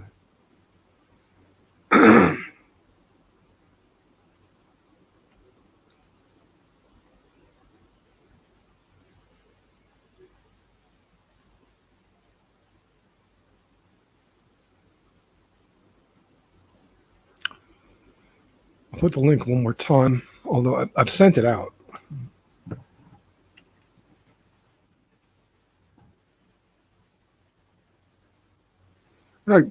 Another reason why people might shy away from associating with me is the kind of like knockdown, drag out fights that I've had with people, but they've been for good reason. You know, I've had to fight with people who hate me because I don't love Hitler, because I don't love Jesus, and I'm sorry. I'm happy to fight with this kind. Now, I saw Lana and Heinrich having a really tactful, intelligent way of dealing with this issue because they're pagans, and so they say they'll support Christians as long as they're like online with practices that maintain our population and are against immigration and that sort of thing. They say not faith, family, and folk, but folk first. And I respect that. They've got some things wrong. Again, I hear in the last show, I hear them saying, using the term the Swazi. Like, oh, isn't it so fun and like normal to wave swastikas around? No, it isn't. They don't lend that issue the gravity that it should as a negative and something to be like, say, okay, no, not that. They should do that. And I think that they're taking the side of Putin, which I don't accept. You may say, I heard Iron Duke saying that the Donbass has been fired upon now, and Russian civilians have been sustaining casualties since 2014. And Russia has not fought back in any official way. Well, they have sent clandestine troops there, I'm sure. But what I want to quickly add is that even if that's so, first of all, these Nazi battalions in the service of Operation Clean Break Kosher overlordship with Zelensky and so on, and neocons are not representing true ethno-nationalism. In all Putin should have the prerogative to do in that respect is move troops into these regions, Donbass, to secure it and take it over. In that case, that would be screwed up. But that's as far as I would recognize him to go. Claire, haven't you had enough of me? No, never. Daniel, what a thing to say. Well, didn't you hear me calling you a scumbag in so many words in the last show? But you can't control your emotions.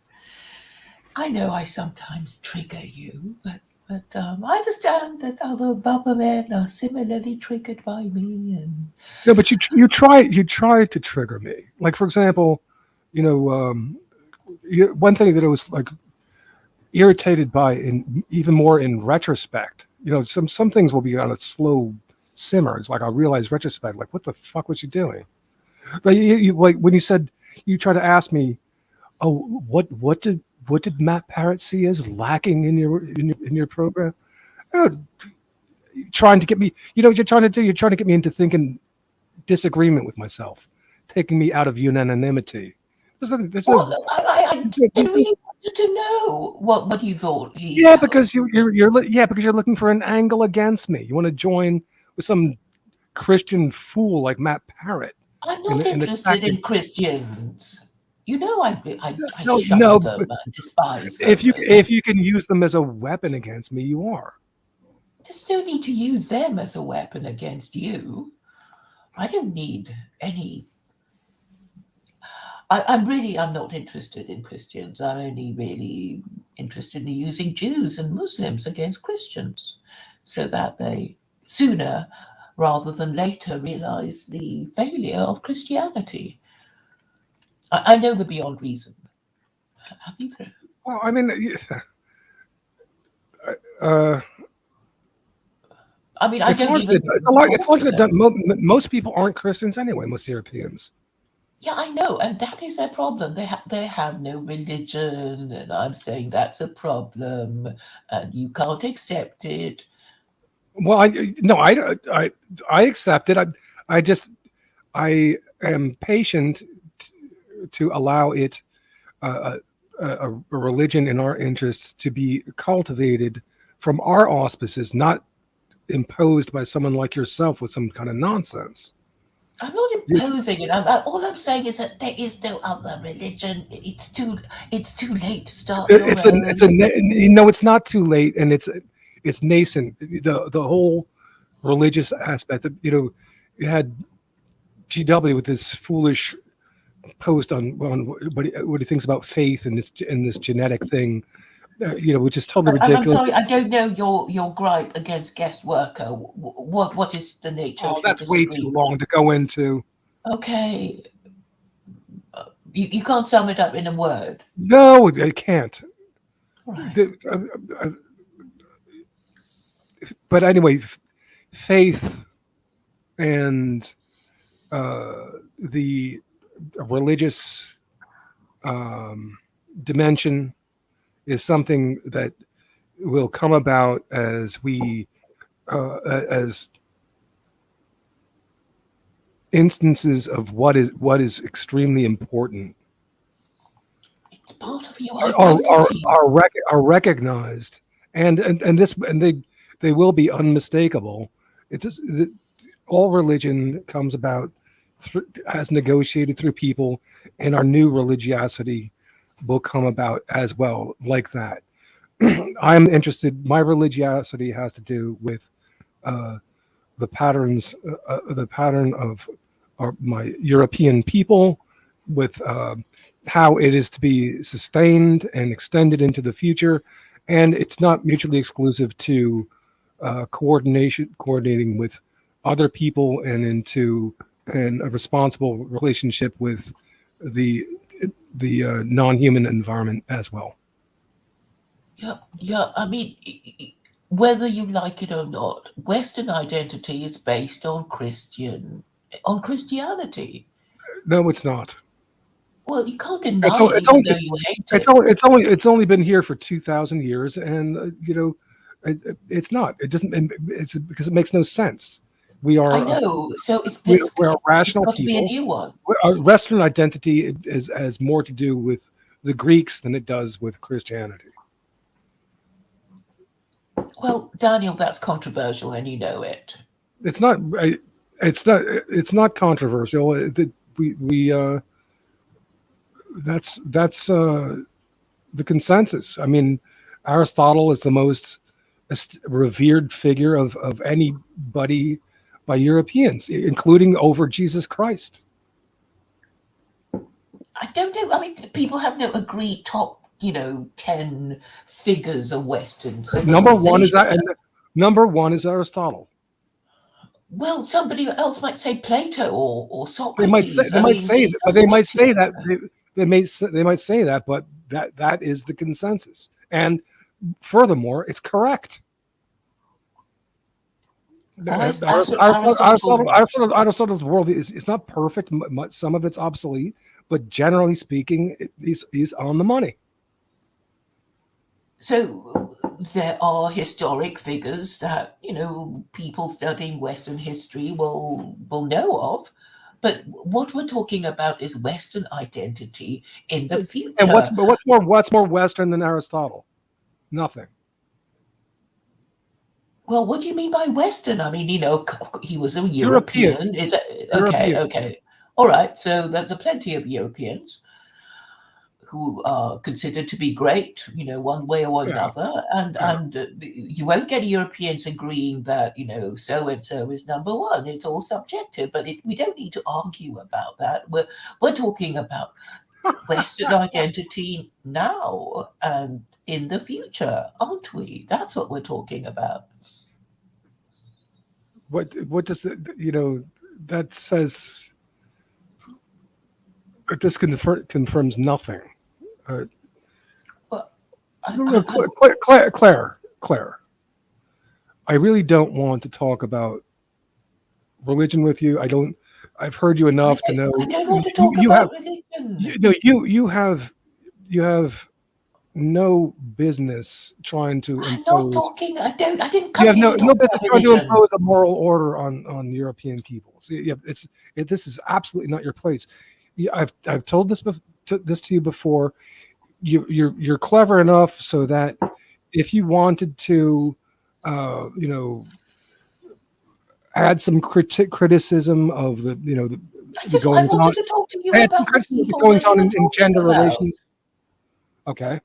I'm just kind of, what's up? What's been happening? I wasn't, that's what I wanted to talk about. It doesn't have to be a big deal discussion about Western identity. Um, so you were complaining about Matt Parrott. It's still ongoing, obviously. And Well, was there no, well, somebody else? it's on. I don't complain about him. That's really a condescending way to put it. I complain about him.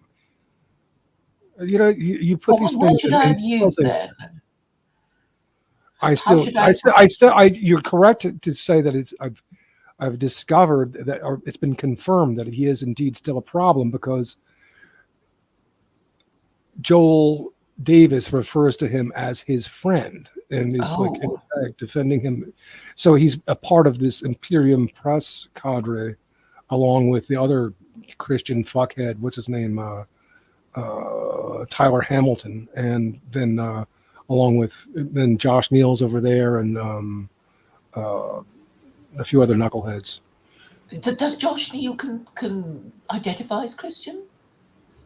I think he does identify as Catholic, but I don't. You were saying that is the problem. That's only a part of his problem. You know.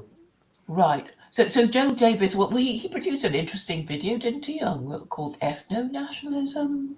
I guess you watched it too, did you? Yeah, that was the last one, wasn't it? Yeah, and that's the one where he seems to be um, trying to fluff up the idea or the complaint that Matt Parrott had with tried to levy against the DNA nations that it's not organic, and he's talking What about, does that mean? oh, you did this again. I don't know. I answered this earlier in the show. It's not true. What when organic I can would mean that people are coming together naturally, and the charge that Matt Parrott made of the DNA nations as inorganic would not be true from the very get-go, because it's proposing that people be allowed freedom of association by voting with their feet, which is organic. So he just right there he's wrong, and then he's wrong for any other reasons, because people are going to come to come to select on the basis of genetic categories for organic reasons, and then there are other reasons why it's organic as well. It just wasn't true. It's just Matt Parrott is a natural bureaucrat and a straw man manufacturing, industry of himself. He's just an absurd person, and he's an intransigent Christian. He will not stop that, and he will oppose and try to destroy anybody who is not a Christian. Right. So It's so not, do you think or thwart them. I don't know if he tried to destroy them. Thwart them. He might. if somebody has enough pedigree and they're not a Christian, they'll talk to them, I suppose. But he's not. That's one of the major reasons why he's been an obstruction to this. But yes, so he's still unfortunately relevant, even though he's someone who would see his wife getting fucked by his best friend and then get choked out by his best friend and then go and call the Southern Poverty Law Center. This is the kind of leadership that he is. Right. So is Joel Davis married? Do you know? Do you want to marry him? I don't think he'd marry me, even if I wanted to marry him. But somebody was asking if he was married, and I thought he had a daughter, but maybe I mixed him up with somebody, and I just wondered if you knew. I don't think he's married, but I don't know. Okay. He's down there in Australia, so yeah. And I mean, who has the right to speak for Western identity? I mean, surely. What kind of question? It can only mean Australian identity, New Zealand identity, American identity, British, French, Italian, whatever. Oh, baloney! You sound like who's that obnoxious kid that used to be on Luke Ford, that Jewish guy? Oh, Kevin, is it? What's his name? Kevin something? No, not Kevin Michael Grace. The kid. No, yeah. You know who I'm talking about? The young kid with the glasses. Yeah. He tried to say that, but he was Jewish, wasn't he? Well, he's Jewish, right? Not Kevin. His name was Kyle Rowland. That's Kyle. Yeah, I knew it started with K. Yes. He was obnoxious, but he would try to say that. You can't. There's no such thing as white, and no such thing as Europeans, and it's ridiculous. No, I'm not denying that there are white people who are Europeans who are further divided into. White people is European. White people are Europeans. Europeans are white people. Yes, I know, but I'm saying that race will be further divided into nationality, and that's good. It's not a problem. No, I'm not saying it's a problem. So you said who's to speak on behalf of us? Anybody? Well, obviously, it's American identity, for example. I think Americans would dispute with each other what constitutes American identity. Well, they might, but it doesn't matter. That's irrelevant. I'm not talking about American identity. Particularly if it's got that civic nationalist spin on it. Some people would say that Americans, the original identity was of the founding fathers, and that's fine. I don't want to argue that, but it's irrelevant. Or irrespective of that, I'm advocating Europeans wherever they are, and whether they're of a more pure kind or mixed, whether they're in Europe or in America or anywhere else. Okay. And you're saying they'll sooner or later realize what to do about their ruling classes? Say that again. I glitched. I'm sorry. I said you are predicting that eventually these white people in Australasia, Europe and America will start collectivizing, unionizing. I don't put this word collectivize with me, because that guest worker tried to use that against me. But no, I am proposing that those people who would like to be a part of a unionization and coalition building effort of our peoples, that they do so, that they have the means to organize by means of genetics. And I'm not, I'm not predicting anything. I'm just putting the offer out there to whom it may concern. I'm resigned at this point to be not especially successful in this, and I don't really care that much. I can only do the best I can. May I know why you? Okay, unionizing and collectivizing. I don't use this word collectivize. It's pejorative, and I don't want to be associated. But it doesn't mean the same thing. No, I mean, you can say collective bargaining. It can, but I just don't want to use it because it's got negative connotations that I don't need. Can you explain what these negative connotations are?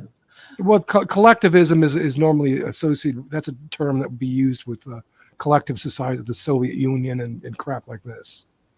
I just don't, George Orwell would, it's got a negative kind of quantifying uh, thing about it that doesn't distinguish between individual qualitative and niche differences among the group. It's just a word I don't use. That's all. Okay, so but it's basically about the group doing something. No, Yes. no. It's about people maintaining the group boundaries. The Yeah, group the doesn't. collective is the group. Oh Yeah. God! I asked you not to use this word. I didn't say collectivize. I said the collective is the group, isn't Okay, it? I but mean, whether you like it or not. I don't. Yeah. Yes, you can use that word, but I don't like to use that word. That's all. Okay. But I'm just checking with you if it means the same thing. So it means group cooperation. That's what you're Yeah. talking about, isn't it? I'm just trying to find out what the issue is here. So, what is your problem with guest worker again? With the word collective, whatever it was. Oh, he just uses anything that he could use um, as a way to portray me as trivial, bad, shallow, something to oppose. He will do. Okay, And so, so so although I'd never use this word collective, he'll say, "You've been saying for years that I've been telling you for years not to that this collectivism of yours." But so it's like that. He just tries. So that's. okay. May I know Hold what on you just a two second. are disagreeing Comment here. about? There's a comment here that I wanted to do. Howard Schnumner says that concern with language is a very leftist flavor, collective bargaining, control, and the discourse by controlling the language. Uh, well, Howard Schooner, first of all, I call my program left at the nationalist. And secondly, yeah, collective bargaining is a part of unionization. Yeah, there is that leverage. And so, I mean, if you are buying into the whole idea that, you know, if something has any association with what has been termed a leftist issue, that it must be somehow bad and evil, then you've come to the wrong place and you don't know much about me. And I'm not doing a one-on-one class here today. So now, what were you saying, Claire? What you saying, Claire? What's I'm just trying to find out what yeah, you guest worker are yeah, disagreeing yes, about. like there's nothing that he will agree with. The guy, this has been 10 years of gaslighting and straw manning from guest worker. It's a discussion for a topic for another show because it's just too big. The man is he is just uh, to characterize it. He's one of these guys who didn't go to university and so uh, resents any the kids who did, and thinks that anything that comes out of university is bad and Marxist, and that he's smarter than everybody. And furthermore, he's got like this kind of STEM perspective of engineering and technology. So he doesn't understand. He doesn't.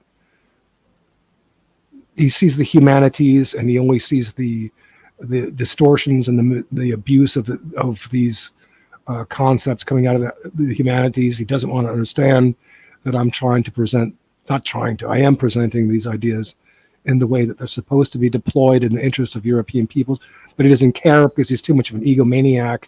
And so anything that I say, he tries to say that it's bad, and his objections are so stupid that I've been able to just ignore them and right away when I was there at Majority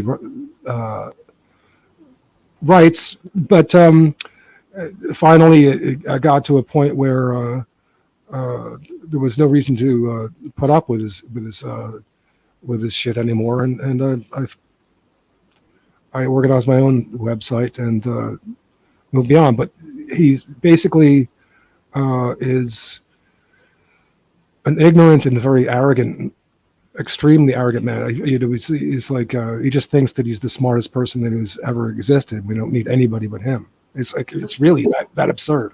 Right, but what is your ideological disagreement with guest worker? That there's many, but the most fundamental is that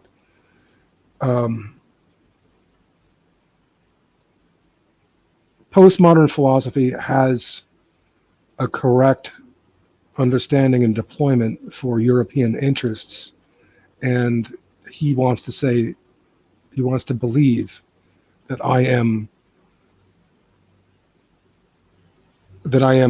merely putting across the same distorted misrepresentation of postmodern philosophy, and that I am therefore unnecessary, and what we need is him to put across this foundational thinking, and basically what he's doing is he is largely repeating the same mistakes that have gotten into this trouble to begin with, doubling down on modernity and playing into I call it the altercast, the role that the kosher folks at this point in history have prescribed for European peoples, which is to identify basically as right wing and see these misrepresentations of these I call red capes of the left as the enemy. He doesn't want to see that he's being duped, and so that and just it becomes more and more elaborate from there. But that's the gist of it. I mean, now you're going to say you don't understand. You're going to ask me to repeat myself. I'm sick and tired of you. I'm asking a different question. So my question is, what does he want to do that you don't want to do, or what do you want to do that he doesn't? What do you want? Okay, I'll answer that. What he wants to do is he wants himself to be the only thing that matters. He wants to believe that he's the greatest philosopher ever, and when in fact he's an idiot. He's not even worthy of being called a philosopher, let alone he wants to think that he wants everybody to believe that he's the smartest person that ever existed. He's not even particularly intelligent. That's the gist of it. Does he have a YouTube channel? No, he has majority rights. He's done some podcasts. Oh, a majority rights is his. Why don't you want me to empathize with these people and think and disagree with myself? I really get sick of this. I talk about Matt Parrott, and you want to understand Matt Parrott. Fuck Matt Parrott. Fuck guest worker, and fuck you. Well, I just want to know what you disagree with him about. I understand about Matt Parrott. You want to know? You want to know how? What do you want? An inside track to try to hassle me? No, I actually don't understand what your disagreement with is about. Who's Diddy? Diddy, who are you? What? I don't know. You Diddy. My fucking jackass. That's what the fuck you do. Okay, a troll. I don't rattle you. You don't rattle me. You piss me. You don't rattle me. I'm perfectly stable. You piss me off.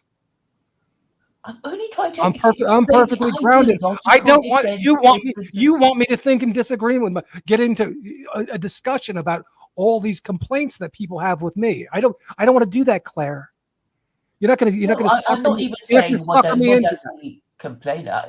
I'm just saying, Tell me all these criticisms. What does he want to do that you think? Let's elaborate all these. I just told you he wants himself to is what he calls his ontology project. He wants himself to be the grand philosopher of everything and nobody else to matter. Everyone else to become redundant. He's that obnoxious. He has narcissistic personality disorder. It's a major case of it. The only thing that matters is himself. He will. It doesn't matter how good your ideas are. He will try to sweep aside them. I don't know if you're familiar with. There is in the business world, the competitive zero sum game of climbing the corporate ladder. This thing, this strategy, these strategies called top and toop. These are acronyms I've actually forgotten and I can't find anywhere. I had a business student. It was whose thesis I corrected on this discussion. But the gist of it is that in the business world, you are supposed to present your own ideas and yourself. Yourself is irreplaceable. Your own ideas as indispensable and just the best, and do everything you can to minimize and trivialize the whatever might be considered a contribution from the competitors. Mm-hmm. And this is all that GW ever does. He won't stop it. Mm-hmm. With me. Anything that you can try to say, no matter how good it is, no matter how important, he's going to try to trivialize it. It's incredibly obnoxious. Like I said, I put up with it for years because I would just go ahead for 10 years. I just go ahead and post my my articles. I knew that they were good, and I knew that his comments were going to be obnoxious. But the one cool thing for me is that I could just look at it just and show why what guest worker was saying was stupid. And so because his objections were so easily set aside, I didn't worry about it too much. He did ask me to take over the site. He wanted to sell it to me because at one time he'd burned out. He also didn't want to take on the potential danger of being associated with the kind of Nazis and whatnot that he'd brought on board. Mm-hmm. So I thought about it, but I had to do I came there and basically took editorial control and did some housework. There was not going to be any more Nazis coming the majority rights, and the Christians could take a hike as well. Didn't need them either. They have other places to go. Mm-hmm. And so I did that, and I'm carrying on, and thought about taking over the site. Kumiko helped me. This Japanese lady helped me to revise the site so that it looks nice like it does now. I designed it aesthetically, and also the concept, and she did all the engineering, and then and all the while he's got Nazis and Christians trying to troll me and saying how terrible I am, and I've come to recognize that as par for the course with WN. But eventually, and guest worker himself was trolling me relentlessly, wouldn't stop. And so what happens, he pissed me off more and more to the point where I was getting meaner and meaner with him, to the point where I still feel that way. The guy, when he drops dead, happy days. I think he's a really bad person, but how are we going to get along? He wasn't going away from the site. So he wanted him and Bowery wanted to take it over. Bowery, because of his stupid scientism, he thinks that if I say that something about him or science on some scientist on occasion isn't perfect, that I am doing something unconscionable, and tries to say that if I use the word Cartesian that I'm insulting him personally, shit like that. So they came back, and Bauer came back and joined guest worker, and so they have the site now, and I have my own site, and fuck them. But I mean, Bowery, just intelligent guy though he is this really childish side. He always turns everything to a competition. Always thinks that you're trying to insult him when it has nothing to do with that. He when I did the interview with Dr. Christian Lintner, who was the expert on debunking Holocaust deniers, like, for example, Khorasan and that sort of thing, and showing that, in fact, there was something of a Holocaust. It could be criticized. You could talk about Holocaustianity, an abuse of the concept, but to say that there wasn't a programmatic killing of Jews is simply not true. And I did an interview with Dr. Lintner, and I put up some imagery there, and from time to time, I would see that the imagery was being messed with, taken down, and somebody was upset with my doing this interview. The only person it could have been to do that was Bowery. Now that's a childish thing to do, to be like, messing with the imagery because you don't like Dr. Lintner, who, by the way, was German, who defends Germany, Germans and German people, just doesn't think that denying the Holocaust is a good idea. Like, I don't think it's a good idea. So anyway, Bowery's like messing with this imagery. It's a real childish thing to do.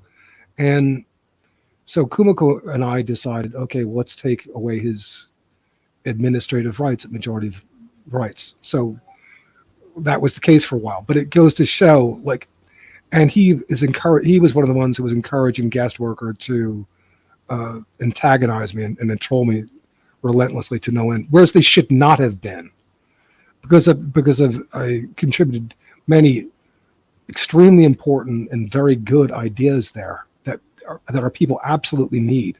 So there's no good reason why Bowery and Guest Worker should have been antagonistic with me and competing with me the way they did, but they did. And it's, I guess, one of the reasons why I put up with it for as long as I did was because it made no sense. I figured these intelligent people, they got to come around, but they didn't. So it's weird. There's weird people in the world. That's all. And there are two of them. Mm-hmm. So what's your next step? Well, I've got my I have my own website, and I do podcasts, and I present my ideas, and maybe more people will see the light of what I'm saying and how it's not how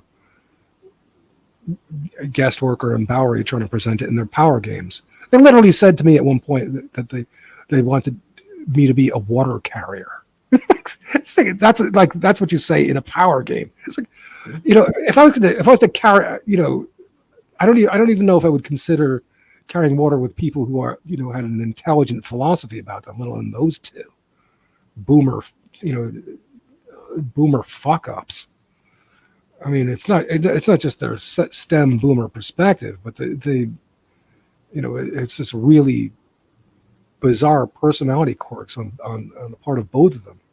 They can't stop. They can't stop competing. Well, how old are they? I think Guest Worker was born in 1952. He's around 70 now. Mm-hmm. And Bowery was born, I think Bowery is 1953 or 4. So he's closing in on 70. But,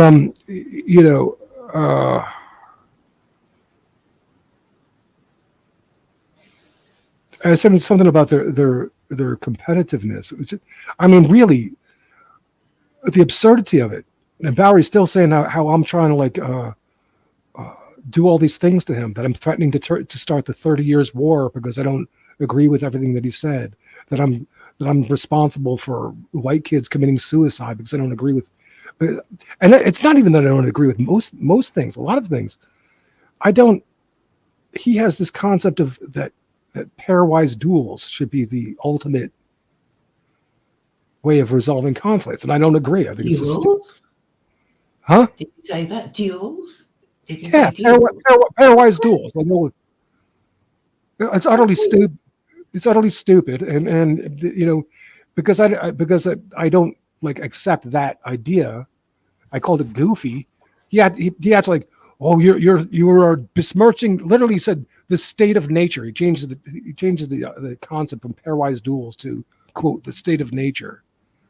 I think there's just an absurd aspect to him, and because I don't accept this one thing, he literally said that I'm taking down, I'm destroying and obstructing the whole project. It's like I even tried when you read the DNA Nations project, I immediately start talking about Bowery's idea of sortocracy. It's like largely a good idea.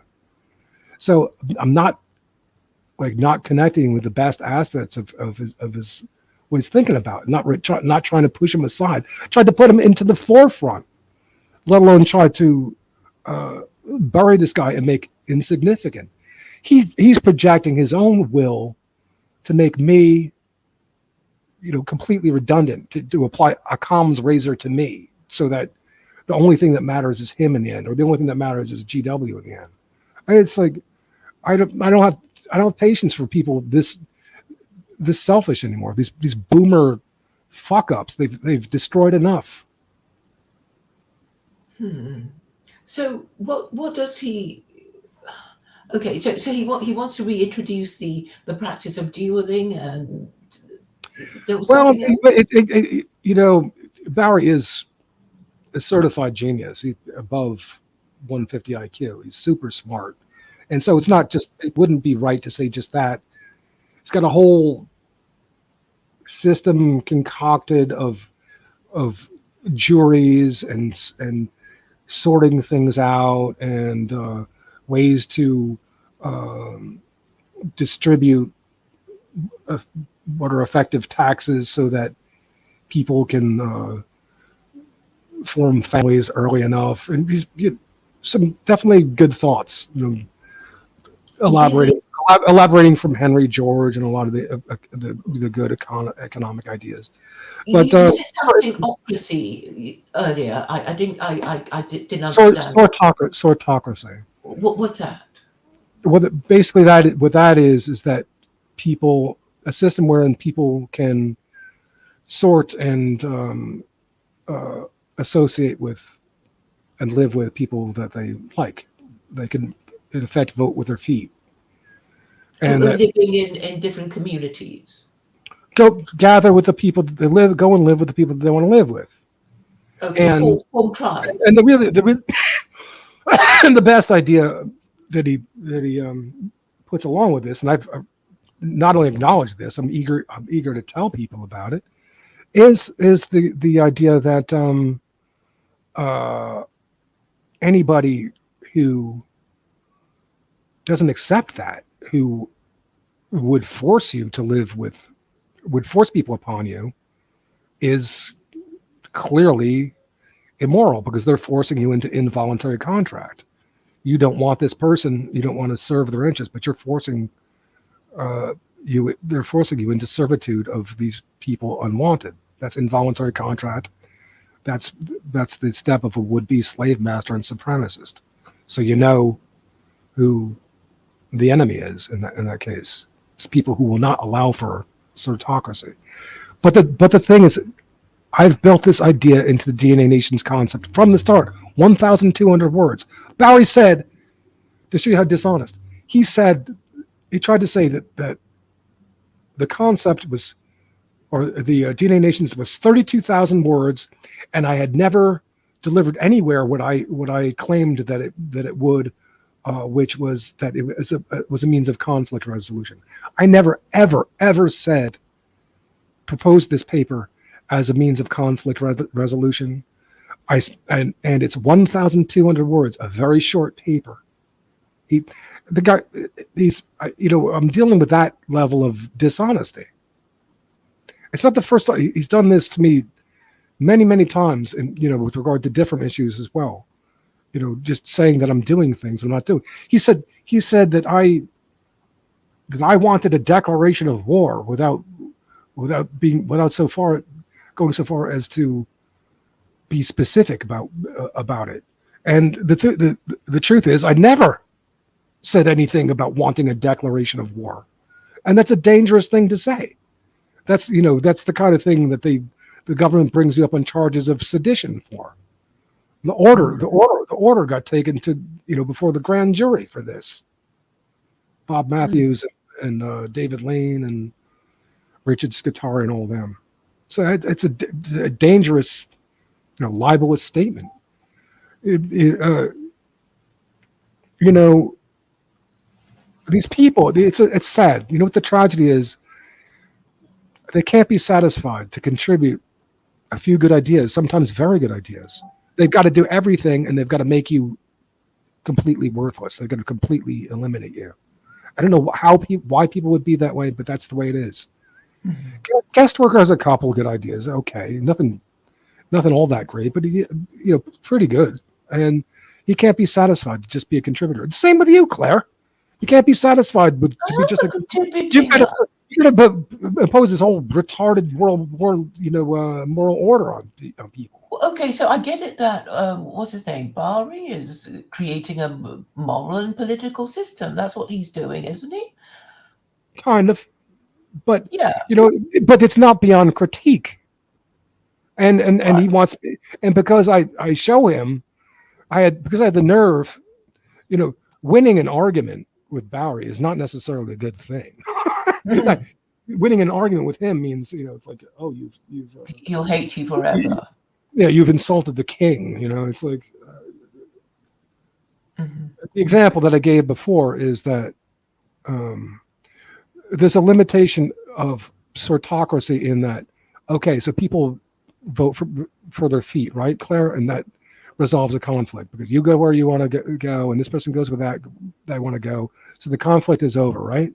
Mm-hmm. Well, not necessarily exactly, and not necessarily justly, because that is a very, Bowery's a scientist, engineering type, a STEM type.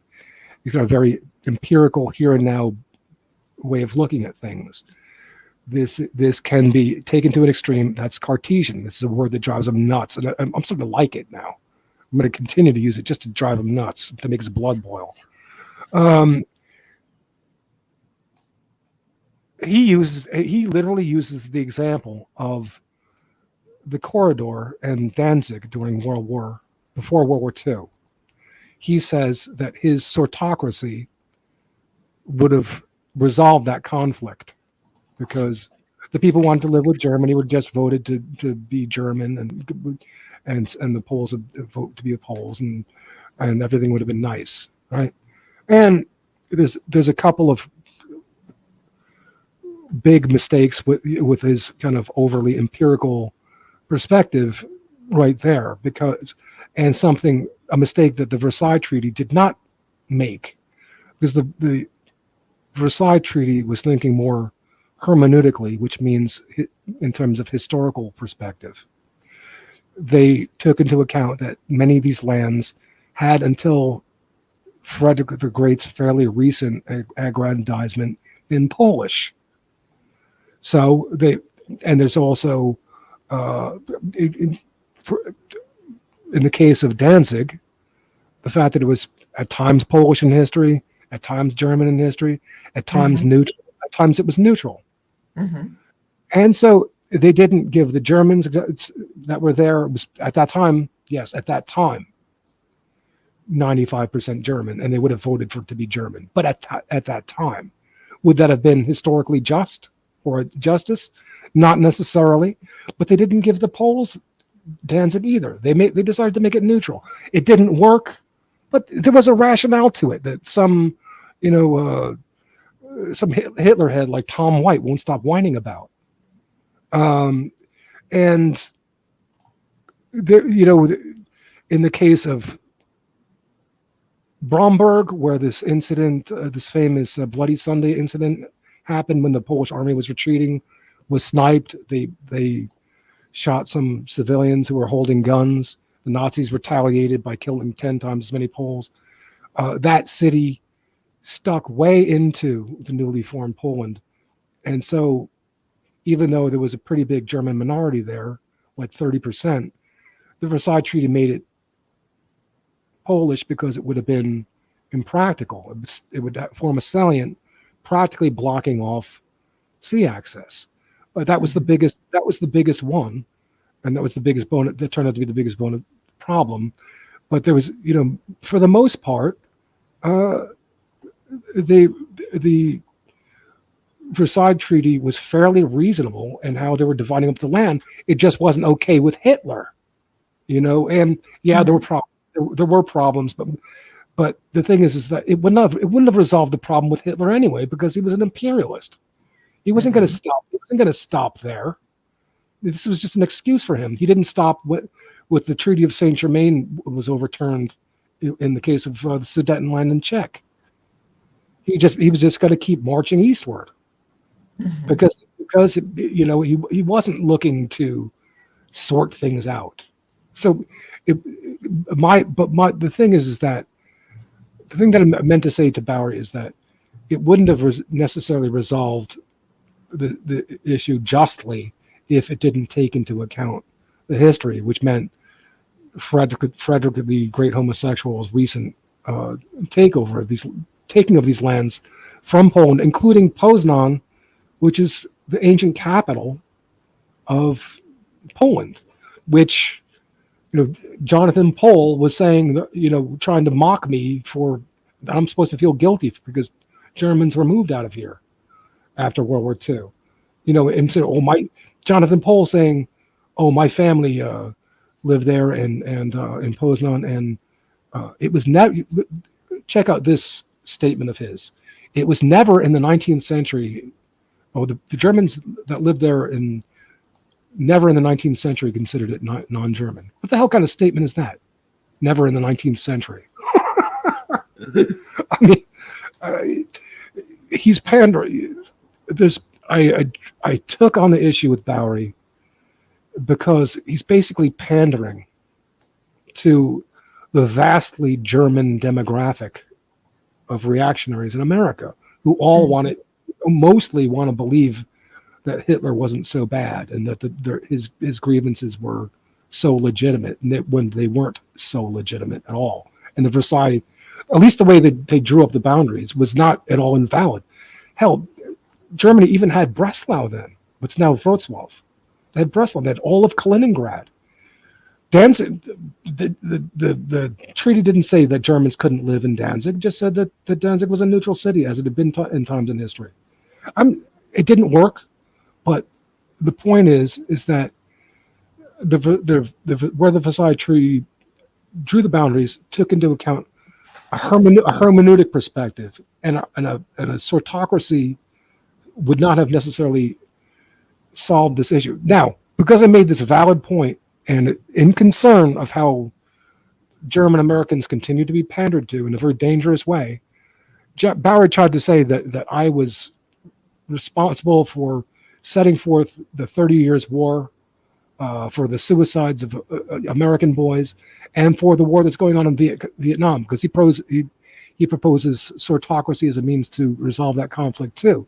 And what I told him is that hermeneutics is not stuck in history. It's a circulating process of inquiry that would, in the case of Putin's war and the Donbass and eastern Ukraine, I would not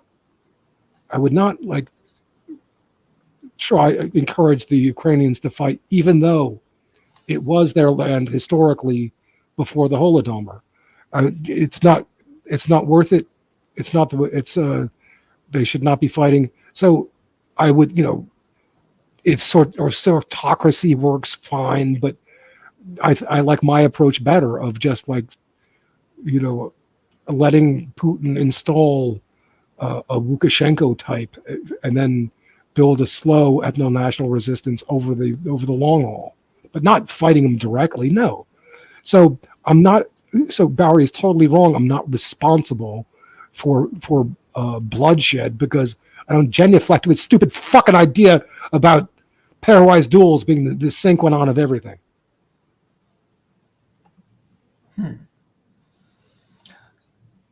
So we know that Bowery is trying to create a moral, legal, political system. Is this the same thing that Guest Worker is also trying to do? Is that no? Okay. Two different projects. Do they? What do they think of each other's ideas? I think that they only respect each other in as much as they're both high IQ, and so they can kind of get into some semi-nuanced discussion. It's not all that great, but it's almost clever. And they're both STEM types, the engineering types of predilection. So they kind of, and they're both of. It's more like what they don't like. They don't like the humanities, and they don't want to. They don't want to respect the fact that I'm not representing the abuses of humanities that have been used in such a way as to destroy European peoples. It's just the opposite. They don't want to understand that, and that's bad. I don't know how they could be so fucked up, but they are. So they have that in common. And James Bowery has a YouTube channel, doesn't he? yes, he does. So that's it. Now, guest workers' essential thing is what he calls the quote the ontology project. And if that sounds pompous, it's because it is. What that means, he wants to foundationalize how it is that English people in particular, but Europeans, I guess, in general, nationalists in general, are supposed to conduct themselves in order to maintain their nationalism. He wants to, and for most of us who've gone through philosophy and gotten past our early reactions to the abuses of it, we recognize this as retarded.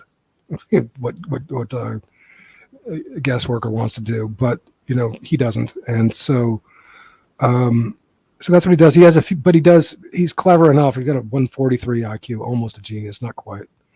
Well, what does he want to do exactly? I told you he wants to create a foundation, and for everything else to be unnecessary. Everything else, he wants to look upon everything else as superficial and superfluous and confection, and his ideas is important, and his ideas are not even very good, let alone very important. He has a few good ideas. I'll tell you the few good ideas that he has. He holds fast at nationalism, what I would call ethno-nationalism. He calls ethnic nationalism. That's good.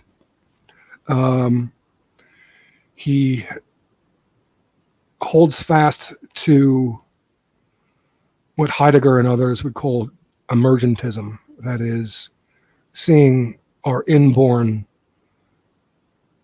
nature as providing at least fairly good guidance. He would say where he goes wrong is he wants to believe that it provides perfect guidance. It doesn't provide perfect guidance, but it provides a good.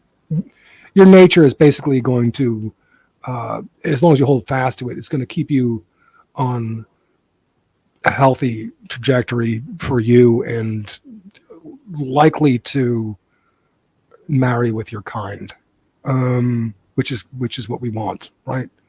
But the point is that it's basically an anti-Cartesian idea of this holding fast to your inborn qualities, along with the interaction that hermeneutics and social constructionism incorporates, which is guest worker won't go there because he doesn't understand that. He only knows the abuses of these ideas and refuses to understand that when Heidegger talks in terms of Dasein or their being, this is another way of anti-Cartesianism. He's bringing it back from the Cartesian estrangement into their being with your people, Mitdasein, amidst your people. The Cartesian estrangement being the sine qua non of modernity. And so I recognize Heidegger as being pivotal in the postmodern turn from that Cartesian estrangement. Guest worker doesn't want to understand that. He thinks he wants to be an expert on Heidegger, but doesn't really understand Heidegger. Okay, so he doesn't want to see the hermeneutic aspect, which comes by way of Heidegger as well, as also important in a sense of deeper importance than emergentism. in terms of homeostasis, which is the word I apply to what it is that we need, which means being a self-corrective system. GW wouldn't say that because he's not good enough. Anyway, so that's another good idea. Then another good thing that GW does is he criticizes Christianity, and he sees Christianity as something behind not only liberalism but the bad habits of even the Enlightenment philosophers like Descartes, Locke, Kant. These were all Christians, and this affected their philosophy. So, in some sense, this thing that he wants to do of clearing away the bullshit, it has its proper applications, but in too many instances, he doesn't know what's bullshit and what's not, and he'll be clearing away things that are extremely important, thinking that he's like, clearing away to his foundation, which again is what's foundational to him is that, the only thing that matters is him. He's a fucking egomaniac in extreme. I mean, he reads 2 sentences from William James and it's like, oh, who needs that? We have guest worker. Oh my God. He thinks we don't need Aristotle. We need guest work. He doesn't think that he is the smartest man alive. He thinks that he's the smartest man ever. And to make matters worse, he's not even very smart. So, he's a mediocrity. And in some ways very stupid. So it's a problem. But that doesn't make his ego any less. And it's been an unfortunate obstruction in the sense that he hasn't really helped a whole lot in any way, and he's been just a nuisance. So you live and learn. I'm done with it. I tend to be mystified to begin with by these STEM types because that's not me. I'm coming from the humanities and the arts. I'm not coming from a scientific background and engineered background. So these people can to begin with, I can be a bit awed by them more than I should be, and then eventually I come to see the feet of clay.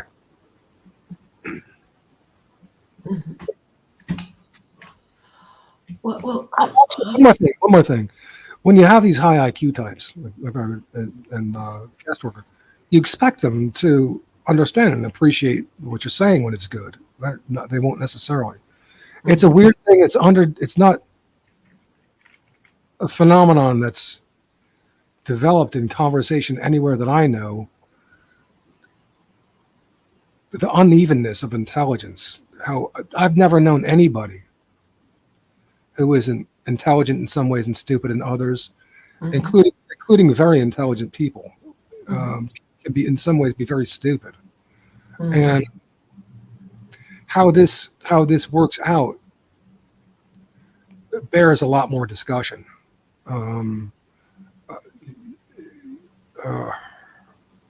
What is intelligence and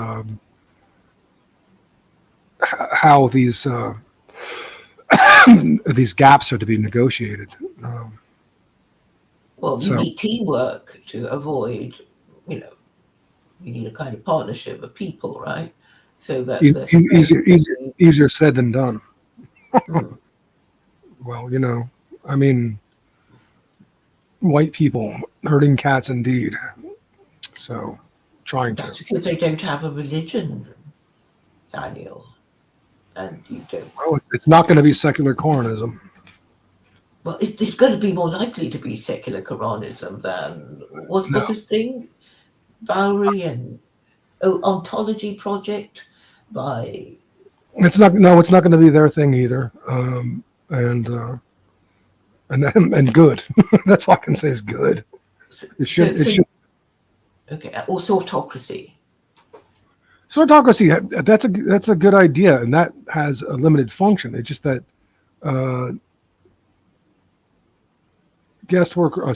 Bowery has some, like I said, he has some strange aesthetics and things that go along with it Mhm. that won't work for most people. And I forgot what to say. Yeah, I mean, Howard has a suggestion. huh?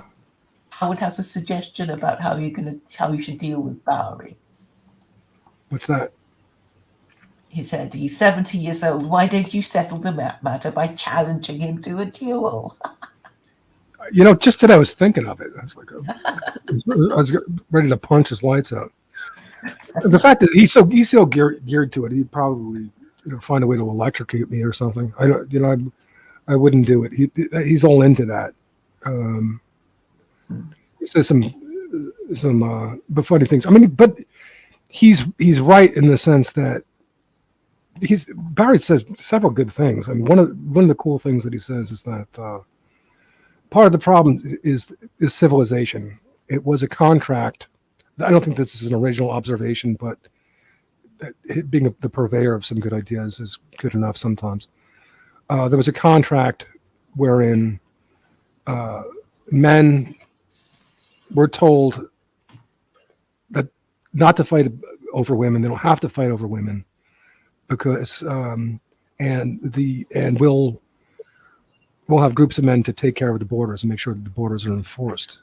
But then civilization reneged on this contract, opened up the borders while maintaining the rule that white men were not allowed to fight over women or to protect their women. So our hands are tied behind our back. And especially we're not allowed to fight in the way that European men fight. So in other words, we're supposed to fight Mike Tyson like a boxer and, we'll lose, right? But if we fight Mike Tyson the way European men fight with technology, Mike Tyson's going to be toast. Mm-hmm. Things like that. And that's true. And it's true that this contract has been reneged upon, that the borders are open, but we're still not we as men are expected to not fight still.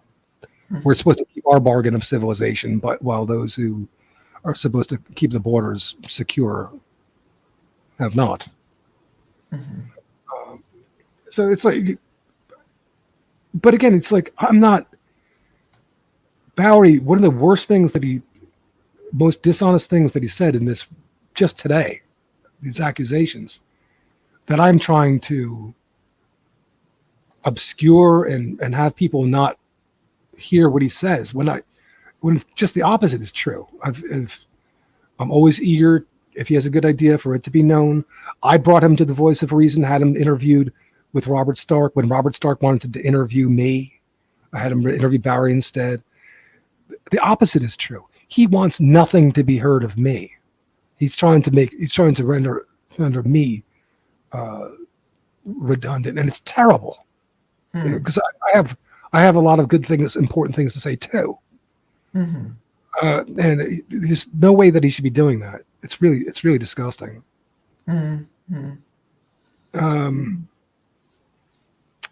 Anyway, yeah, no. So he has a quasi religion associated with it, and it's not going to work. Nobody wants.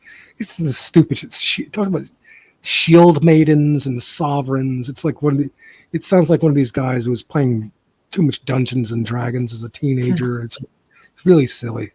And then the pairwise duels. And he said, "Oh, my men will turn you into worm food." It's like, dude, don't you understand? I'm not looking to fight with you. Can't you understand that you say you have this idea of sortocracy, right? And you're insulted that I don't ascribe to pairwise duels as an intelligent concept. Well, you go and join with people who think that pairwise duels are wonderful, all three of you, and I'll go somewhere else, right? And you can allow me to sort with people who think that there are other ways to maintain individuality and sexual differentiation than other ways than pairwise duels and lethal combat, right? Or are you telling me that you're not going to allow for me to have my experiment? in human ecology, well, then you're violating your own rules. So, yeah, I mean, it's just you're dealing with some absurdity in the case of Bowery and guest worker. So could you go on? What's it? Voice of Reason? You wanted to be on to talk about your ideas? That's been defunct for 10 years. Oh, okay. So is there a platform that you want to be on to discuss your ideas? Not necessarily. I would. I mean, if some people invited me onto a platform, I might, but I would probably. But I'm not really worried about it. For me, this is the platform. Here I am. Here's the platform. Mm-hmm. Well, I don't. No, I'm just saying you can always come on mine and talk about it. You have been on. I've learned my lesson. I've learned I had my you on for 3 hours. 3 hours of you. We've talked a lot, Claire. I know, but Claire, I've learned my lesson. Really. Well, that's because you have entrenched positions that you won't give up on. Certain positions I won't give up on. That's true. I'm not going to change some things. Mm-hmm. And your the thing is, Claire, what you're not appreciating. I've said this to you before. Mm-hmm. Even my position, is open to a certain amount of Chinese among Europe, for example. China, say a Chinatown here or there. You really, and a modicum of intermarriage even.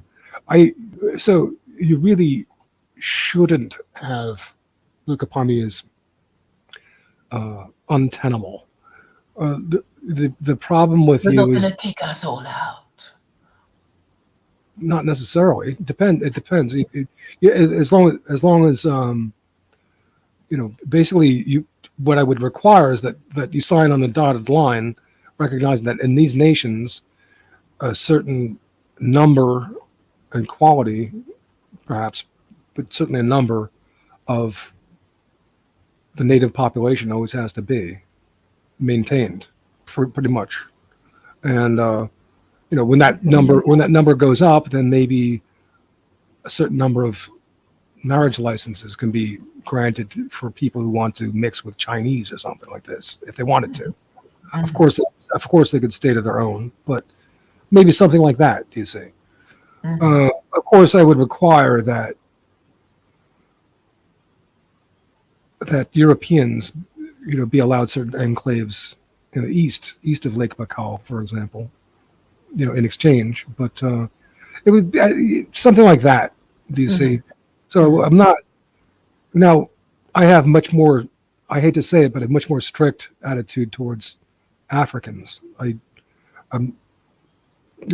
speaking for myself, as close to zero as possible. I hate to say it, but I've had enough. I've lived with them all my life.